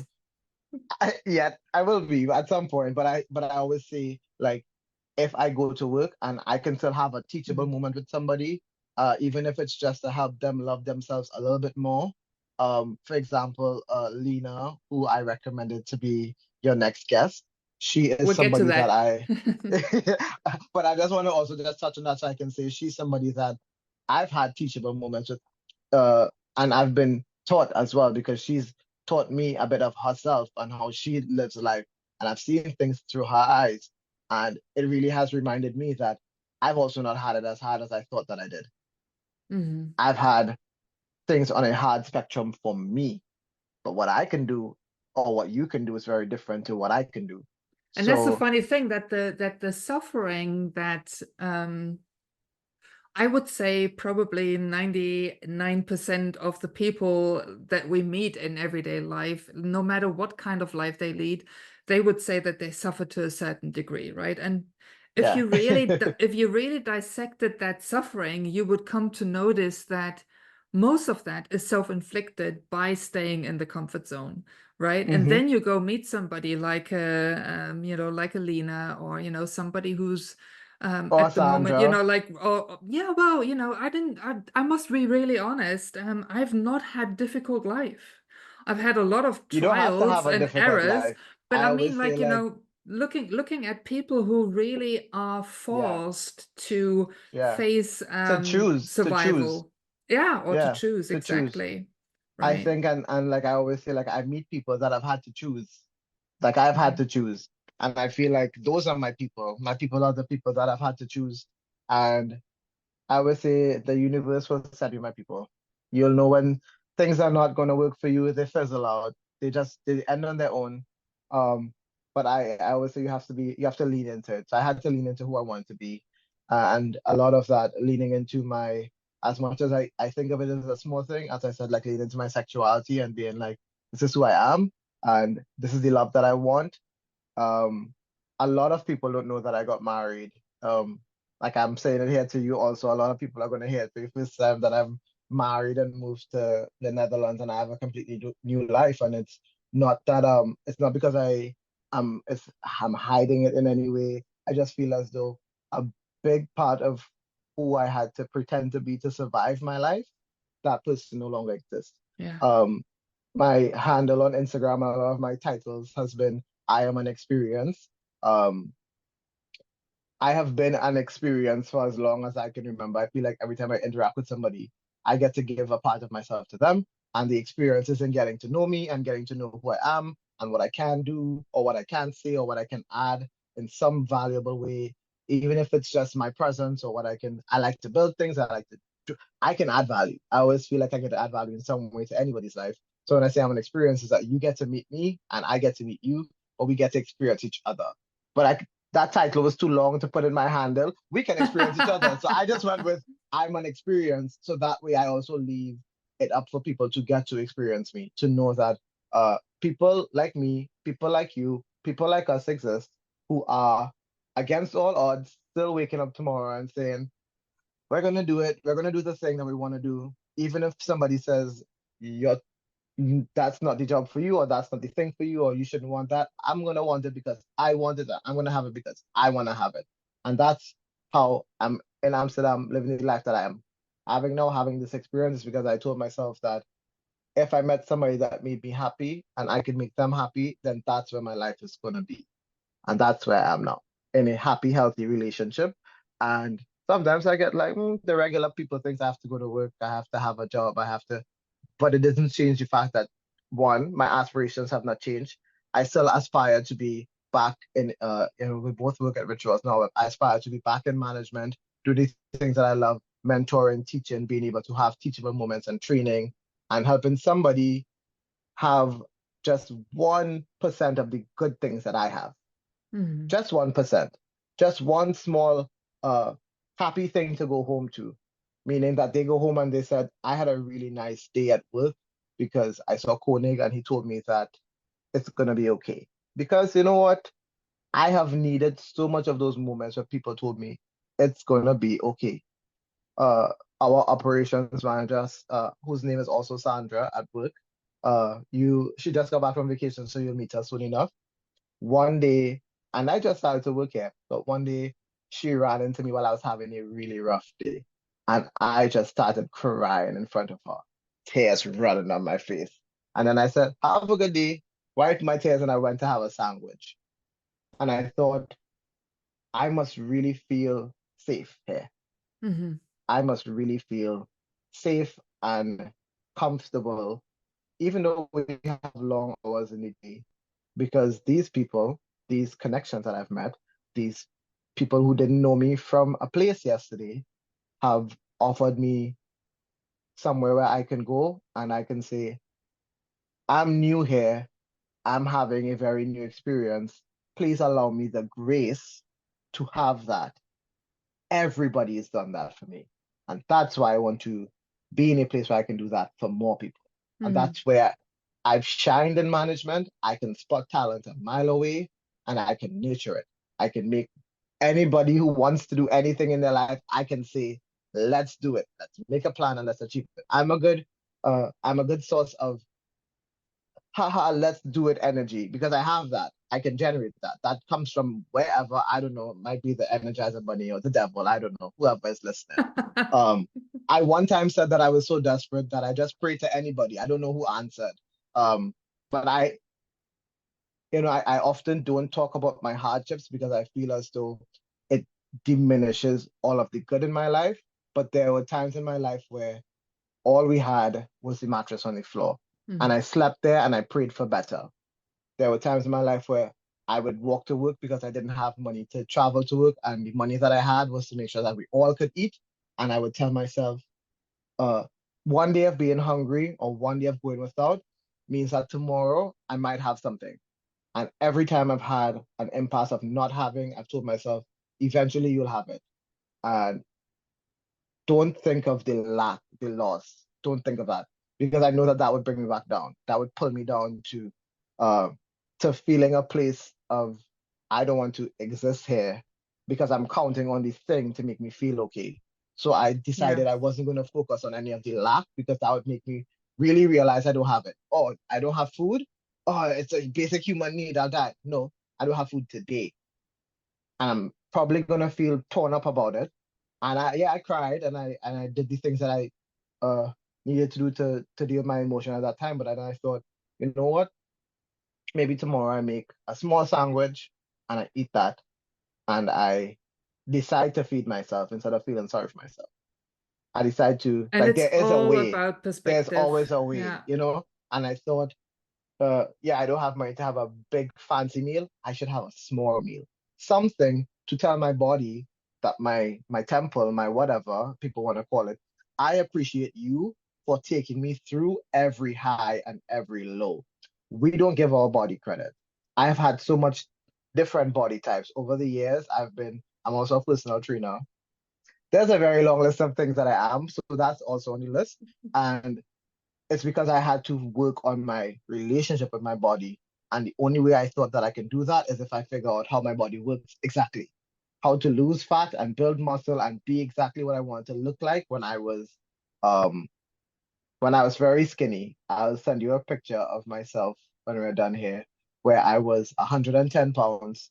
And at that point, I thought it was the sexiest thing since sliced bread. Um, and when I jumped into that relationship, I was happy. I was happy, happy go lucky, just living my life. And my partner at the time said, all you have is a six pack and confidence. And I thought, that's enough. That was enough.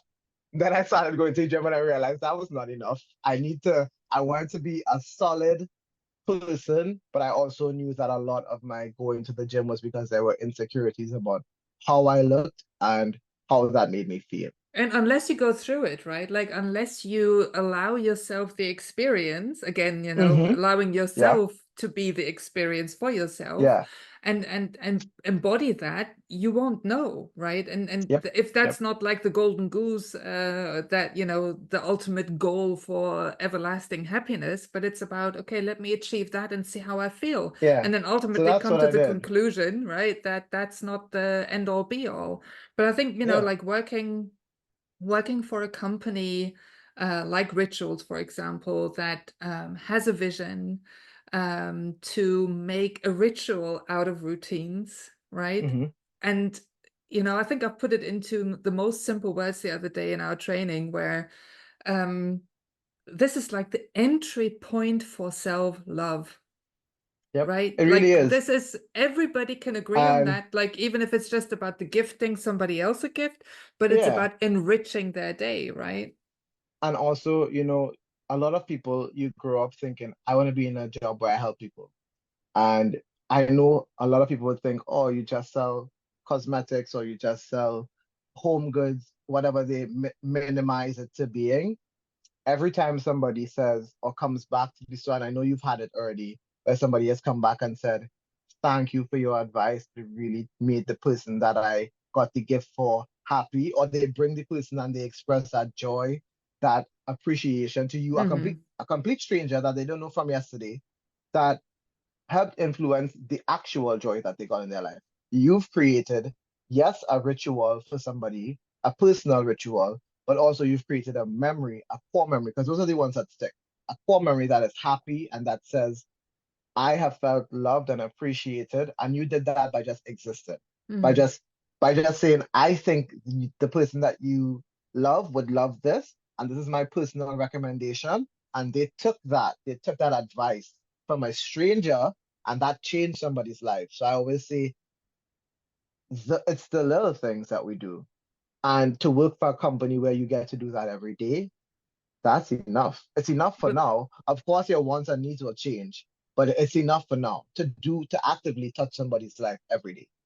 that's it, right? Like, also for me, maybe, I don't have that big ambition anymore to make it to management or whatever. I think for me right now, it is really bringing it to the Yeah, core it might just basic. happen organically for you because you're It very good at might, like it people might like not. We're also in different life phases, right? I think yeah, also, we are. like, turning 50 next year and coming to a place of um, knowing myself so well and having this Yeah. practice, being a coach and being really happy. I know that that's my purpose and that's my calling, Hmm. but I am that. Like, no Yes, matter where I take myself, I am that. And that if is who I you sort of are. just, Yeah. if I am stubborn and I sit at home and I say like, oh, this now needs to really work as a, as a thriving business with, like 10xing it, or, like making it super successful and go And viral, that's how I I know might we're be very missing the aligned. point. Nobody knows that 10x rule. I've never heard that outside of like a lot of big business meetings where they're like, I've been to so many meetings where they said 10x it, 10x it. I'm just like, I can't 10x it. I'm tired. I can't do the Exactly. goals by 10. I'm So exhausted. I think like really being honest with myself and saying like, you know, I need community. I need to be Yeah. around people now.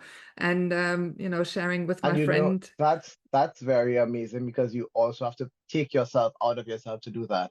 You have to Oh, stand and look at yourself in the mirror and say, yeah, even though I yeah. have a Check the thriving ego. business, yeah, even though because the thing is that you also are allowed to thrive in your ego. You're allowed to say, I've worked hard to build this person up, and it's taken me 20 years to do that, and this is who I am.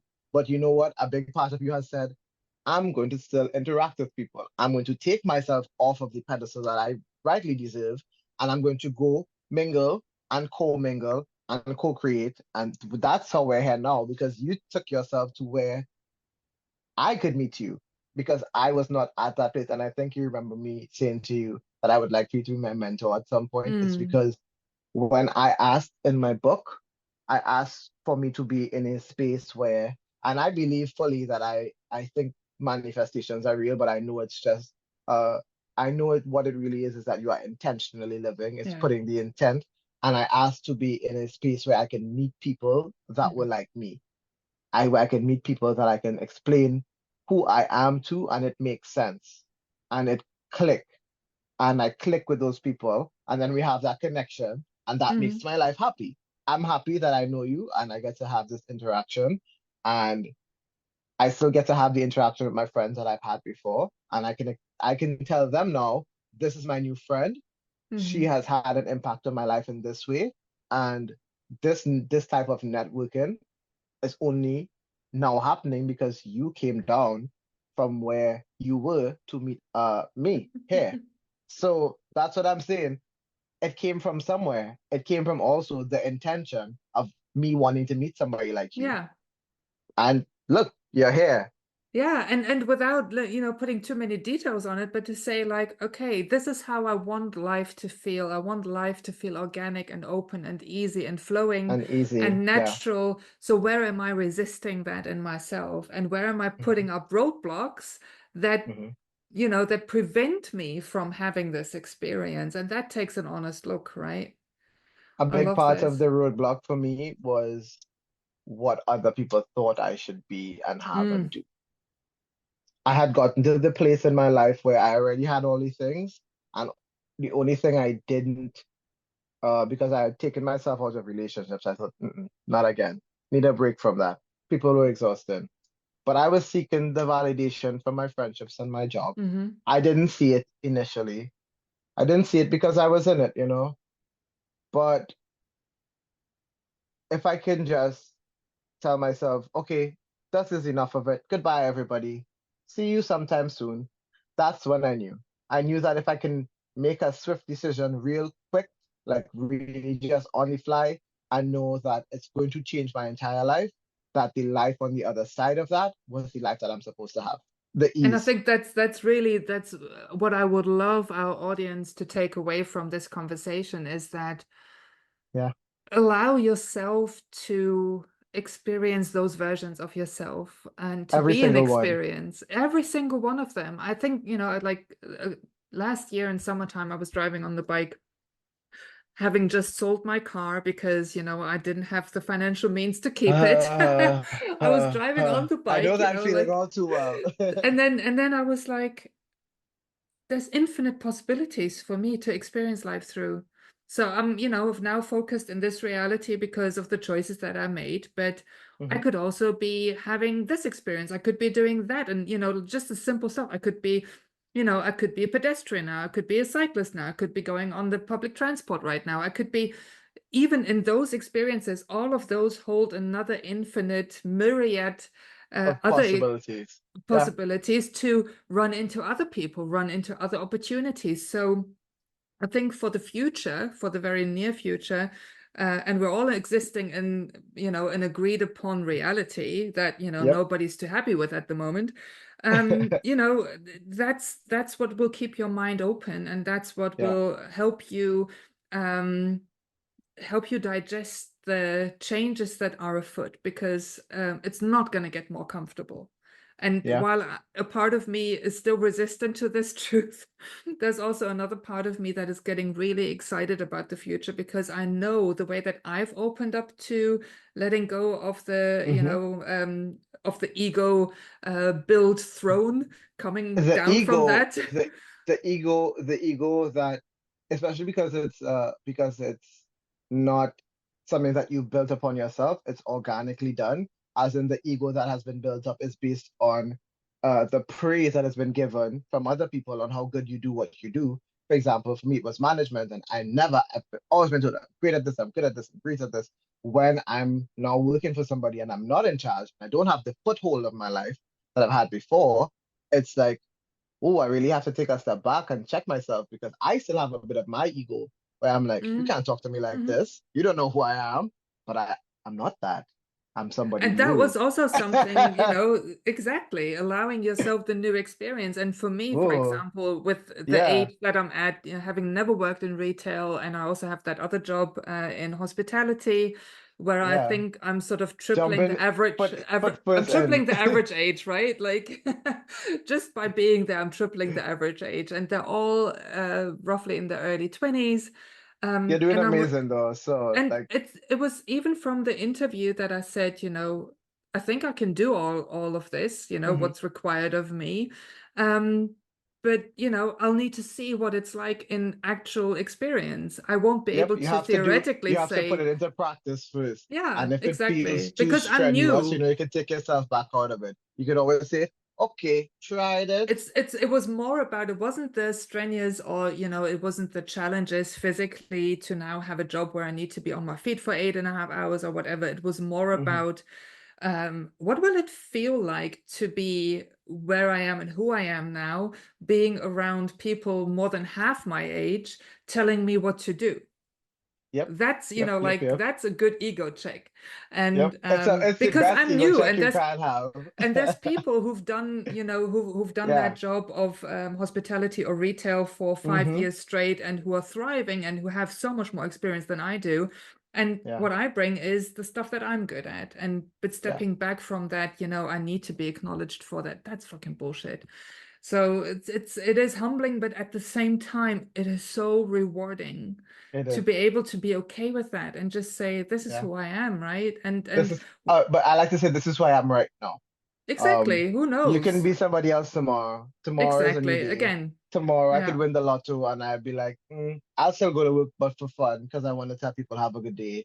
Um, I love human interaction. I think it's the one thing that you get for free that Hmm. you can always depend on to actually like touch somebody's life. Like that's the one Yeah. thing that you can do in a very small way. You say, "Hi, good morning, how are you today?" And When everybody I has started that, right? in, So yeah, it's not just people in retail that sort of yeah, have that power of making or breaking somebody's day, but mm-hmm, everybody, mm-hmm. and being aware of that is the Just that power. you can do something with what you have and where you Yeah. are, wherever that is, wherever that is. I give the same piece of advice to every single person, and it's to say yes. Hmm. Please say yes to n- the thing that feels like it's calling you. It might feel like you're saying yes to everything, but your other option is to say no. And we love to say no because it's where the power lies. I am still learning to say yes because I say no a lot. I say no a lot of times. I don't want to do this. I'm not going out. I'm going to stay inside. I don't want to go anywhere. I don't want to see my friends today. I don't want to go to work today. Many no's. I don't want to go to the gym. When I say yes blindly, and I say I'm still going to do the thing, even if I mightn't particularly want to do the thing, it's where I feel best.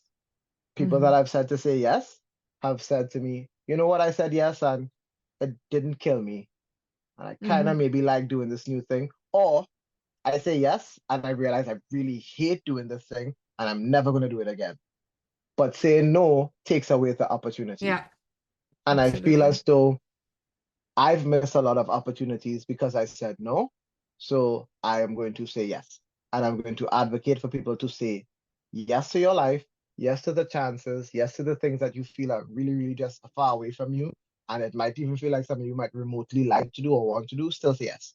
That might be the thing that you do that fixes every single emotional, physical, mental, I can sense a metaphysical. challenge. We wanted to put a challenge out there for my listeners.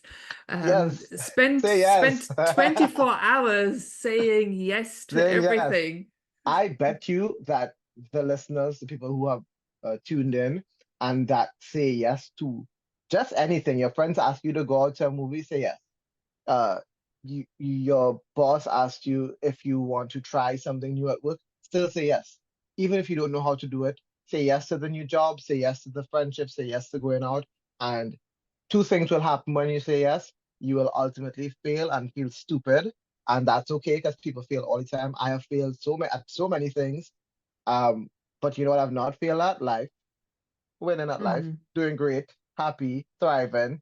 Things that I've had now, I've not had in any lifetime. I'm very sure of it. I'm very sure Mhm. because I feel like patterns repeat themselves until they're Oh. broken. And my pattern of love had to repeat itself until I learned to love myself. Now I Mhm. can love somebody unconditionally. I can love somebody unconditionally, and I don't think of my love not being enough. I know that I'm showing up, I get up, we talk all the time. There's communication, there's consistency, and it's because I said yes. It's because I Mhm. am willing to say yes.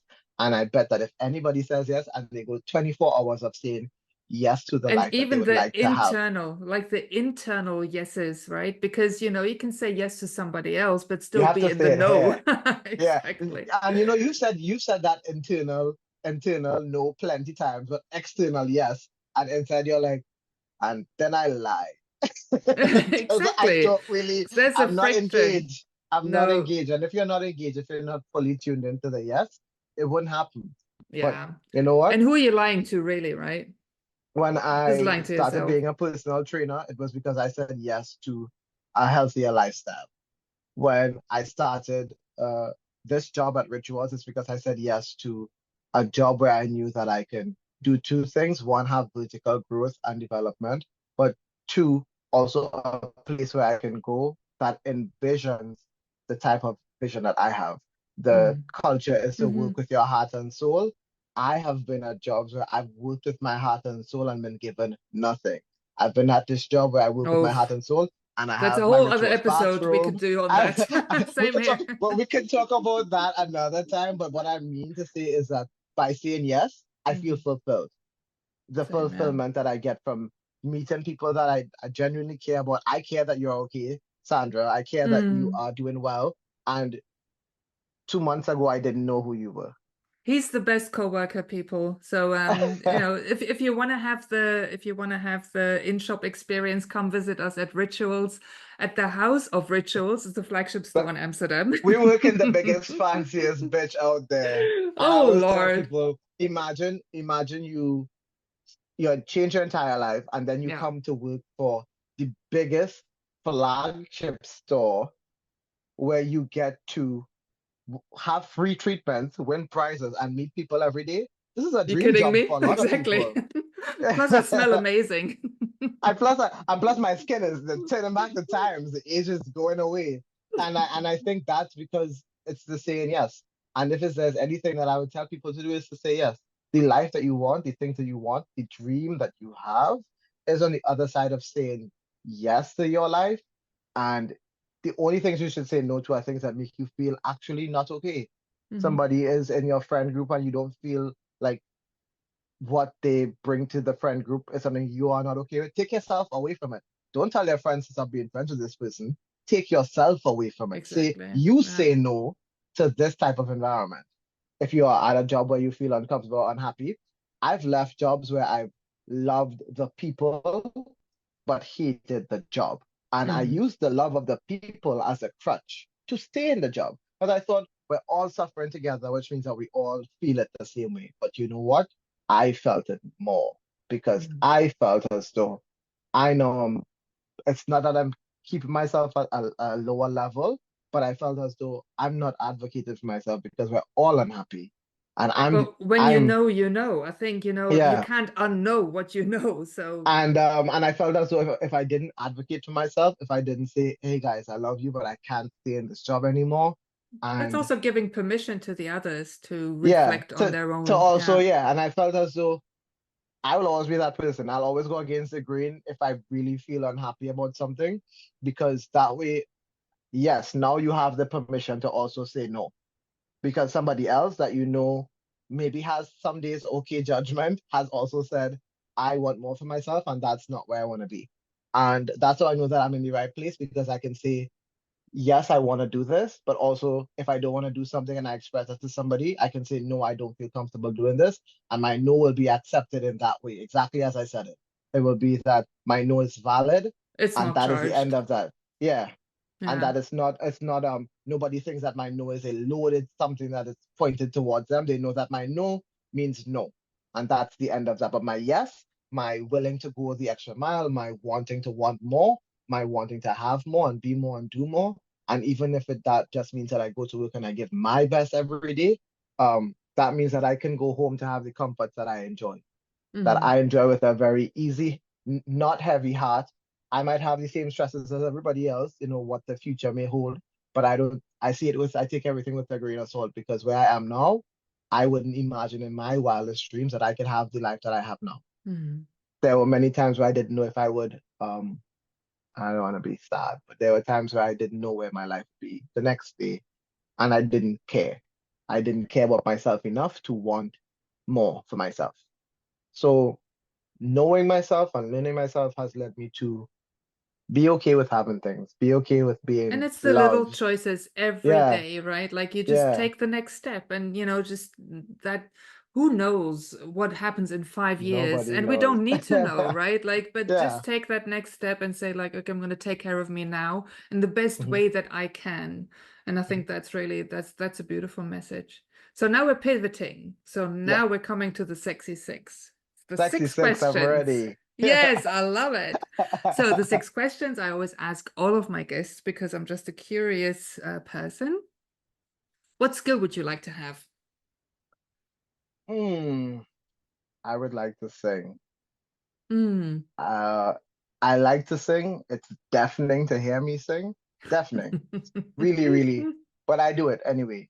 I would love to vocally be able to do it. It's one of the things that when I was growing up, I was taught to stifle a lot of the creativity. I could say creativity. I know a lot of my creativity. I was taught that I had to be a scholar, and I couldn't have a creative threshold. So singing, dancing, acting, Hmm. poetry, writing, those things were Hmm. off the table. I only had to be in management, study Hmm. my degree in management and information technology, because that was okay, that was safe, that was smart. I didn't want to do that. I have all of these visions and thoughts in my head of things that can be wonderful and amazing and big and bright and beautiful. But I had to crunch numbers and do accounts. And I was just like, oh, this makes no sense to me. I am going to do both of it. I'm going to Yeah. still do the Instagram and the having an online presence where I can create and give and go to work. But that didn't leave a lot of time for my personal life. Mm. So I have put my creative side down so I can thrive where I am now. But singing has always been a pleasure, something I want to learn to do. So it's on my list of things to start doing. And Lena can sing. So I put Oh, her next to my person that I can try a new skill with is Lena, because she likes to sing and read, and and that's we have that's that a in really common. good point. That's a good point too. Surround yourself with people that can teach you something new. Yeah. Yeah. And Second question. Sorry. no, no, that's fine. I was gonna say, and Uh, you as well. Like oh, thank you're you. also somebody I can learn something from, Yeah. patience and kindness and empathy. Yeah, I'm soaking it all up. Yeah, I love it. It's coming freely. Thank you. So if you were president of the world, what would your first law be that you would implement? Oh, I would abolish money. I would Mm. just everything would be free. Mm. People, if they did not have to fight to have the things that they have, Hmm. if they didn't have to work as hard, they'll still go to work. Hmm. Yeah, They'll I still think so do too. things to keep them active and engaged. And you know what? If I said to you today, hey, Sandra, you can go on that vacation to Greece and just come back, just go and come back, enjoy your life and come back. you don't have to worry about money. You go to the trip, Mm. you have a great time with your family, and you come back. The agreed thing is that you come back and you continue to contribute to Yeah, society. If I was exactly. president of the world, I will abolish money because it's the one thing we have to continuously work hard to. Anywhere you get to in your life, even if you're a million years old and you don't have the money, the way your life is going to change. Hmm. If we take away that step, and people can literally just thrive on a big part of these things that happen in the Caribbean happens all the time is poverty, has Hmm. made people desperate, and there's a lot of crime because of it. I would take that away. I've seen Hmm. too many news reports where it's people, elderly people that have lived their life are now having their homes broken into and they're shot and murdered and killed and raped and because they wanted to have something for themselves. And Hmm. that's because the root of all evil is money. It's Hmm. not because it makes you evil, but it because when you don't have the things you want, you will do anything to have it. So I would get rid of money. I would take it Survival, away. yeah. Love it. Awesome. I'll vote for you. What's next? Okay. If you could spend an hour with anyone, dead or alive or fictional, who would it be and what would you be doing? It would be my dad. Mm, We would go for a drive and I would tell him all about the life that I've had. Um, I am, I'm so sorry. no, But this is please. actually how Okay, I I'll cut feel this about sorry him. out. No, you don't No need to sorry. cut it out. You can keep it. No Um, sorry. no, it's I always say like my honesty. This is who I am. And I would spend that time because of all the things and people that I've met in my life, he is one of the people that have. Yeah, he's genuinely always been interested in who I am and what I Hmm. want. When I came out to my family, he supported my decision to be who I was saying that I was without the hesitation of saying, this is who you should be.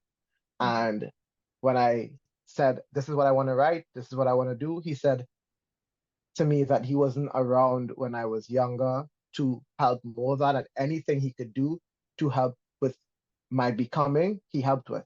He would pick Hmm. me up I would work two jobs. I was working as a personal trainer, doing my degree in management and working in management for a company. So I was going to work from 8 in the morning to 5 p.m. Then the hour between 5 and 6, my dad would pick me up, drive me to work. I would work from 6 p.m. to 12 in the morning, and then he would pick me up there and drive me home every day for almost a year until I bought my own car. Um, Wow.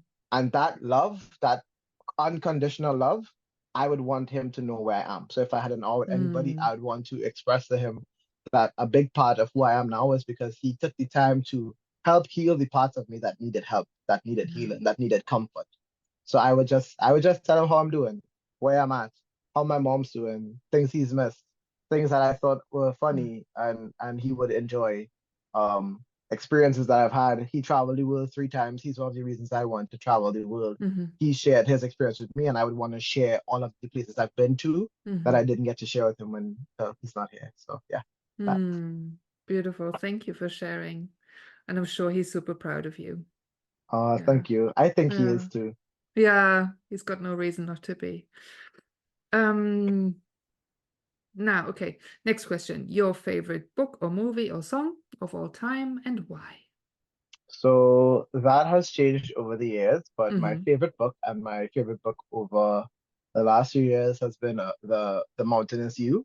Um, and it's a book that I have shared with a lot of people that I'm close to, because the author, she really dives into how we are the way we are, Mm. and she forces you to confront yourself.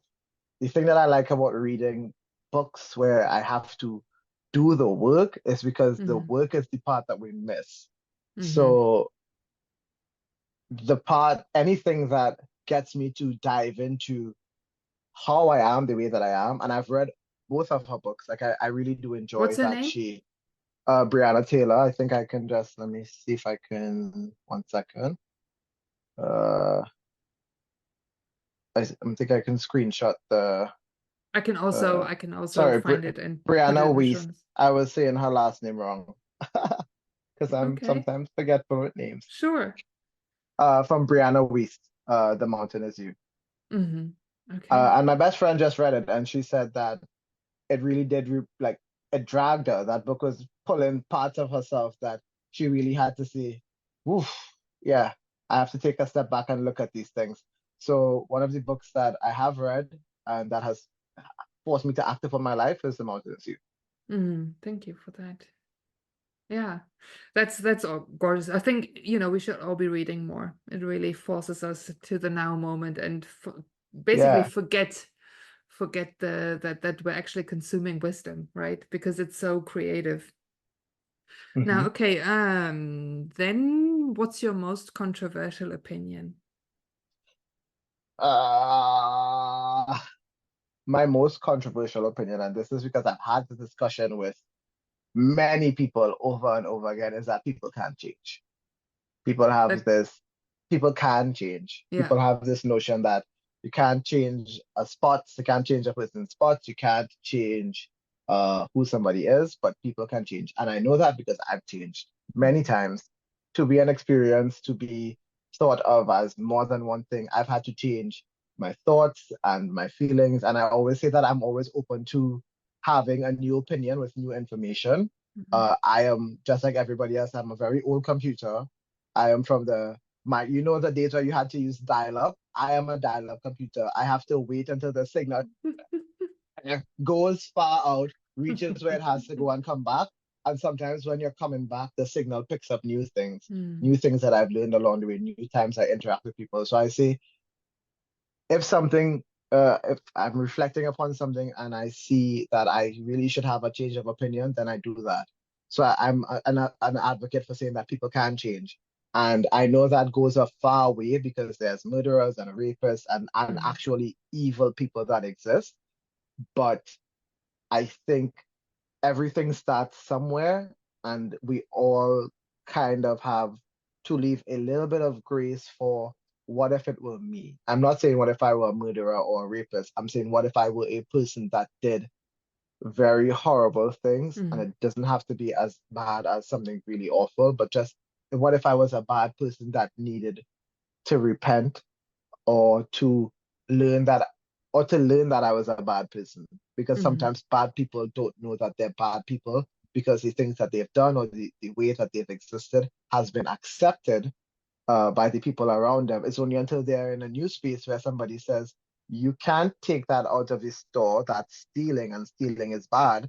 And they'll give somebody, because I've had uh, conversation with people that would say that, oh, well, maybe that's how you give back to the economy. Somebody is moving something out of a space that it doesn't belong to be. And I say, what if you wake up one day and you really realize that who you are is a bad person? What do you do then?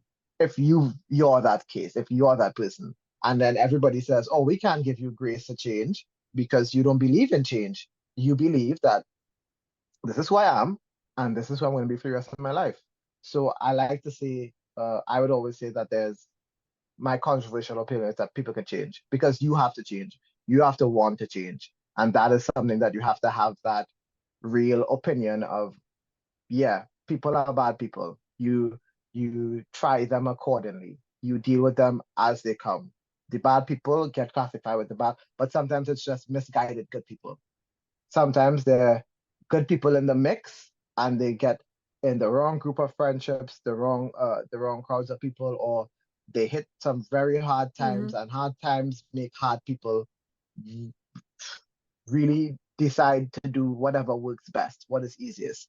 I think the human flaw is that we navigate to what is closest and easiest first, and then we do the hard thing after. And sometimes when we get to the hard thing, it's too late. It's too late to decide. And then that's where your life is. The choice you made is what you pay. But if we do have the time to catch it early enough and we change and we say, I don't want to be that person, you can be the person that changes if you allow the opportunity to have that. But I know And seeing that in it's a others it's a too, high and right? low topic. It's a high and low topic. So I'm just like, I I understand. I'm a hopeful person, so I do believe that you know, everything is in the now moment, malleable and Yeah. flexible. So yeah, I love that. I always with before we just move on, I know we have to wrap up. but I always say in with people interactions, I always enter every interaction with a bit of humanity and curiosity. I Hmm. always said that I was the manager that managed with empathy as opposed to because I'm curious about why you are the way Yeah. you are. Yeah, I know. And Same here. yeah, and that leaves the room for the change. So Yeah, that's how I see it. exactly. Yeah. Becoming curious. So, last question. What are you most excited about in the future? Long term or short term future. Well, give me both. Okay, so short term, I'm going on. I've been for the last few years. I've been going on a little trip for my birthday, and we have a trip to a little pre-birthday trip planned soon, and we're just gonna be chilling where it's nice and sunny. It feels like home on the beach, and so short term, that's what I'm looking forward to. But long term, I am looking forward to the life that I'm now building. Mhm. The people that I'm meeting now, the connections that I'm having, and I'm really excited to see where it takes me long Mm, term. I think there's now more than ever more possibility for me to achieve every single thing I want to, mm, just because I now have more of a voice than I've ever had in my entire life.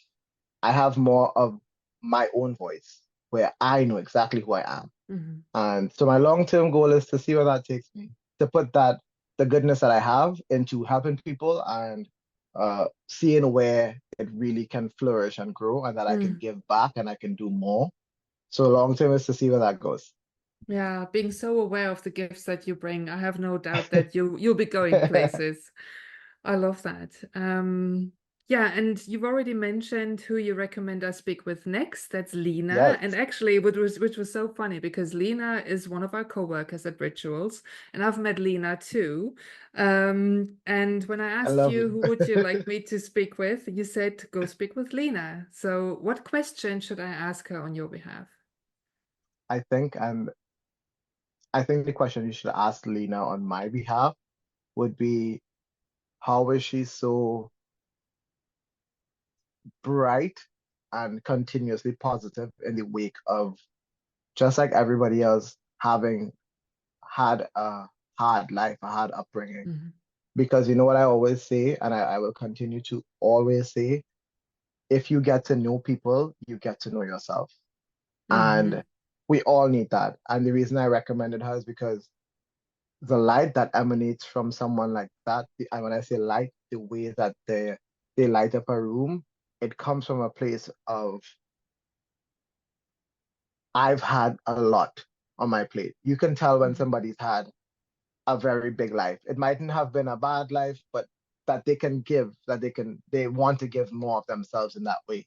And I just think she has a lot to offer. I think she has a lot to share about who she is and how she is the way she is. And every time I see her, we always have, uh, just as I have with you, not just a nice hello, but a Mhm. nice conversation.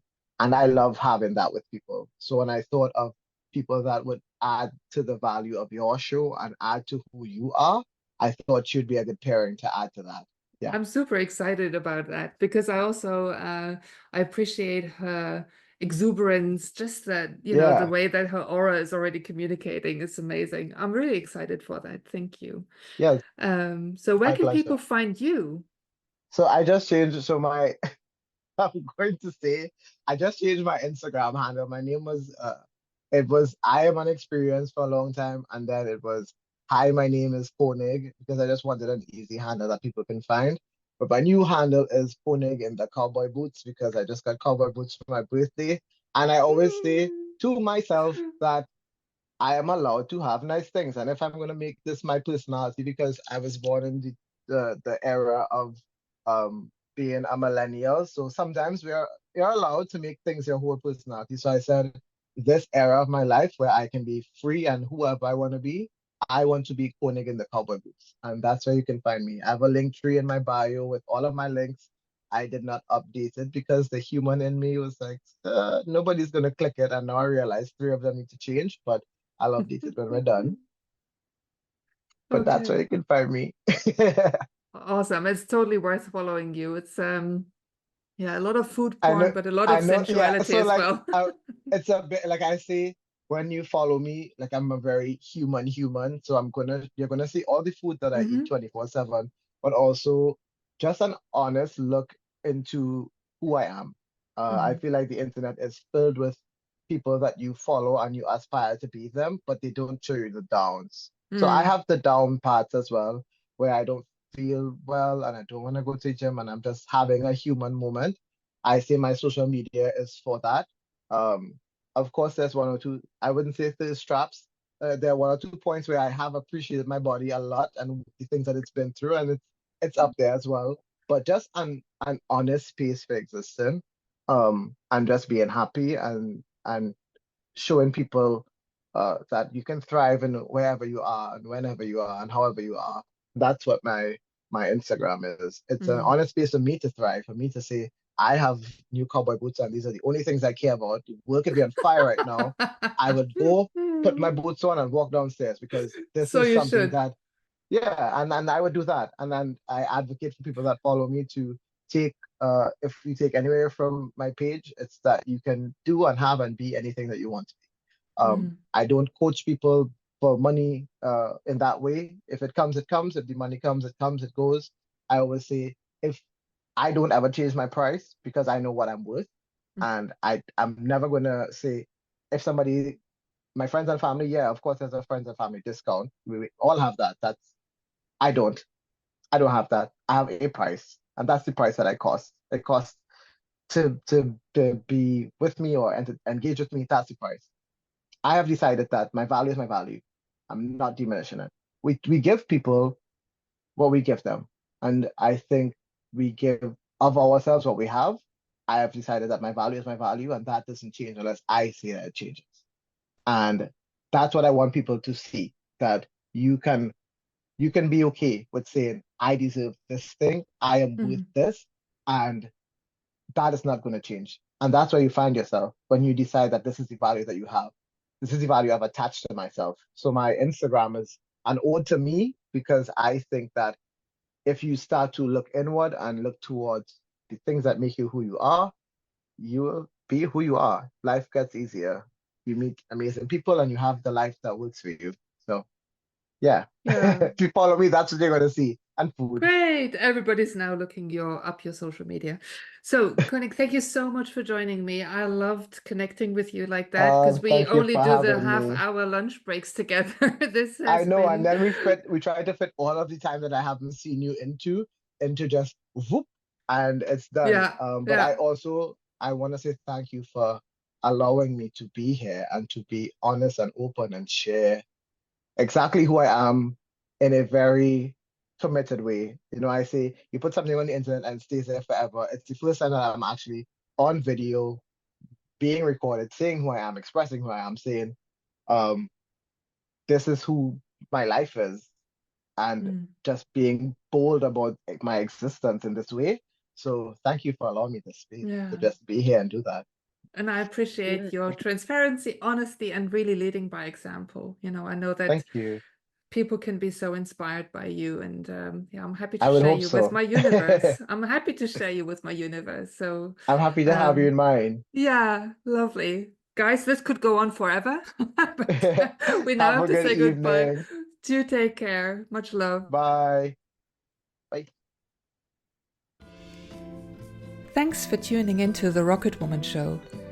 If you've enjoyed this podcast, please like and subscribe, leave a comment, and share it with your universe. We can always inspire each other's orbits. All episodes are available on YouTube and Spotify, and new ones are always released on a Friday. For updates, you can find me on Instagram at The Rocketwoman Show, and if you're interested in my work as a guidance coach, I work with human design, the gene keys, astrology, and plenty of other intuitive wisdom that I've collected over the past 20 years.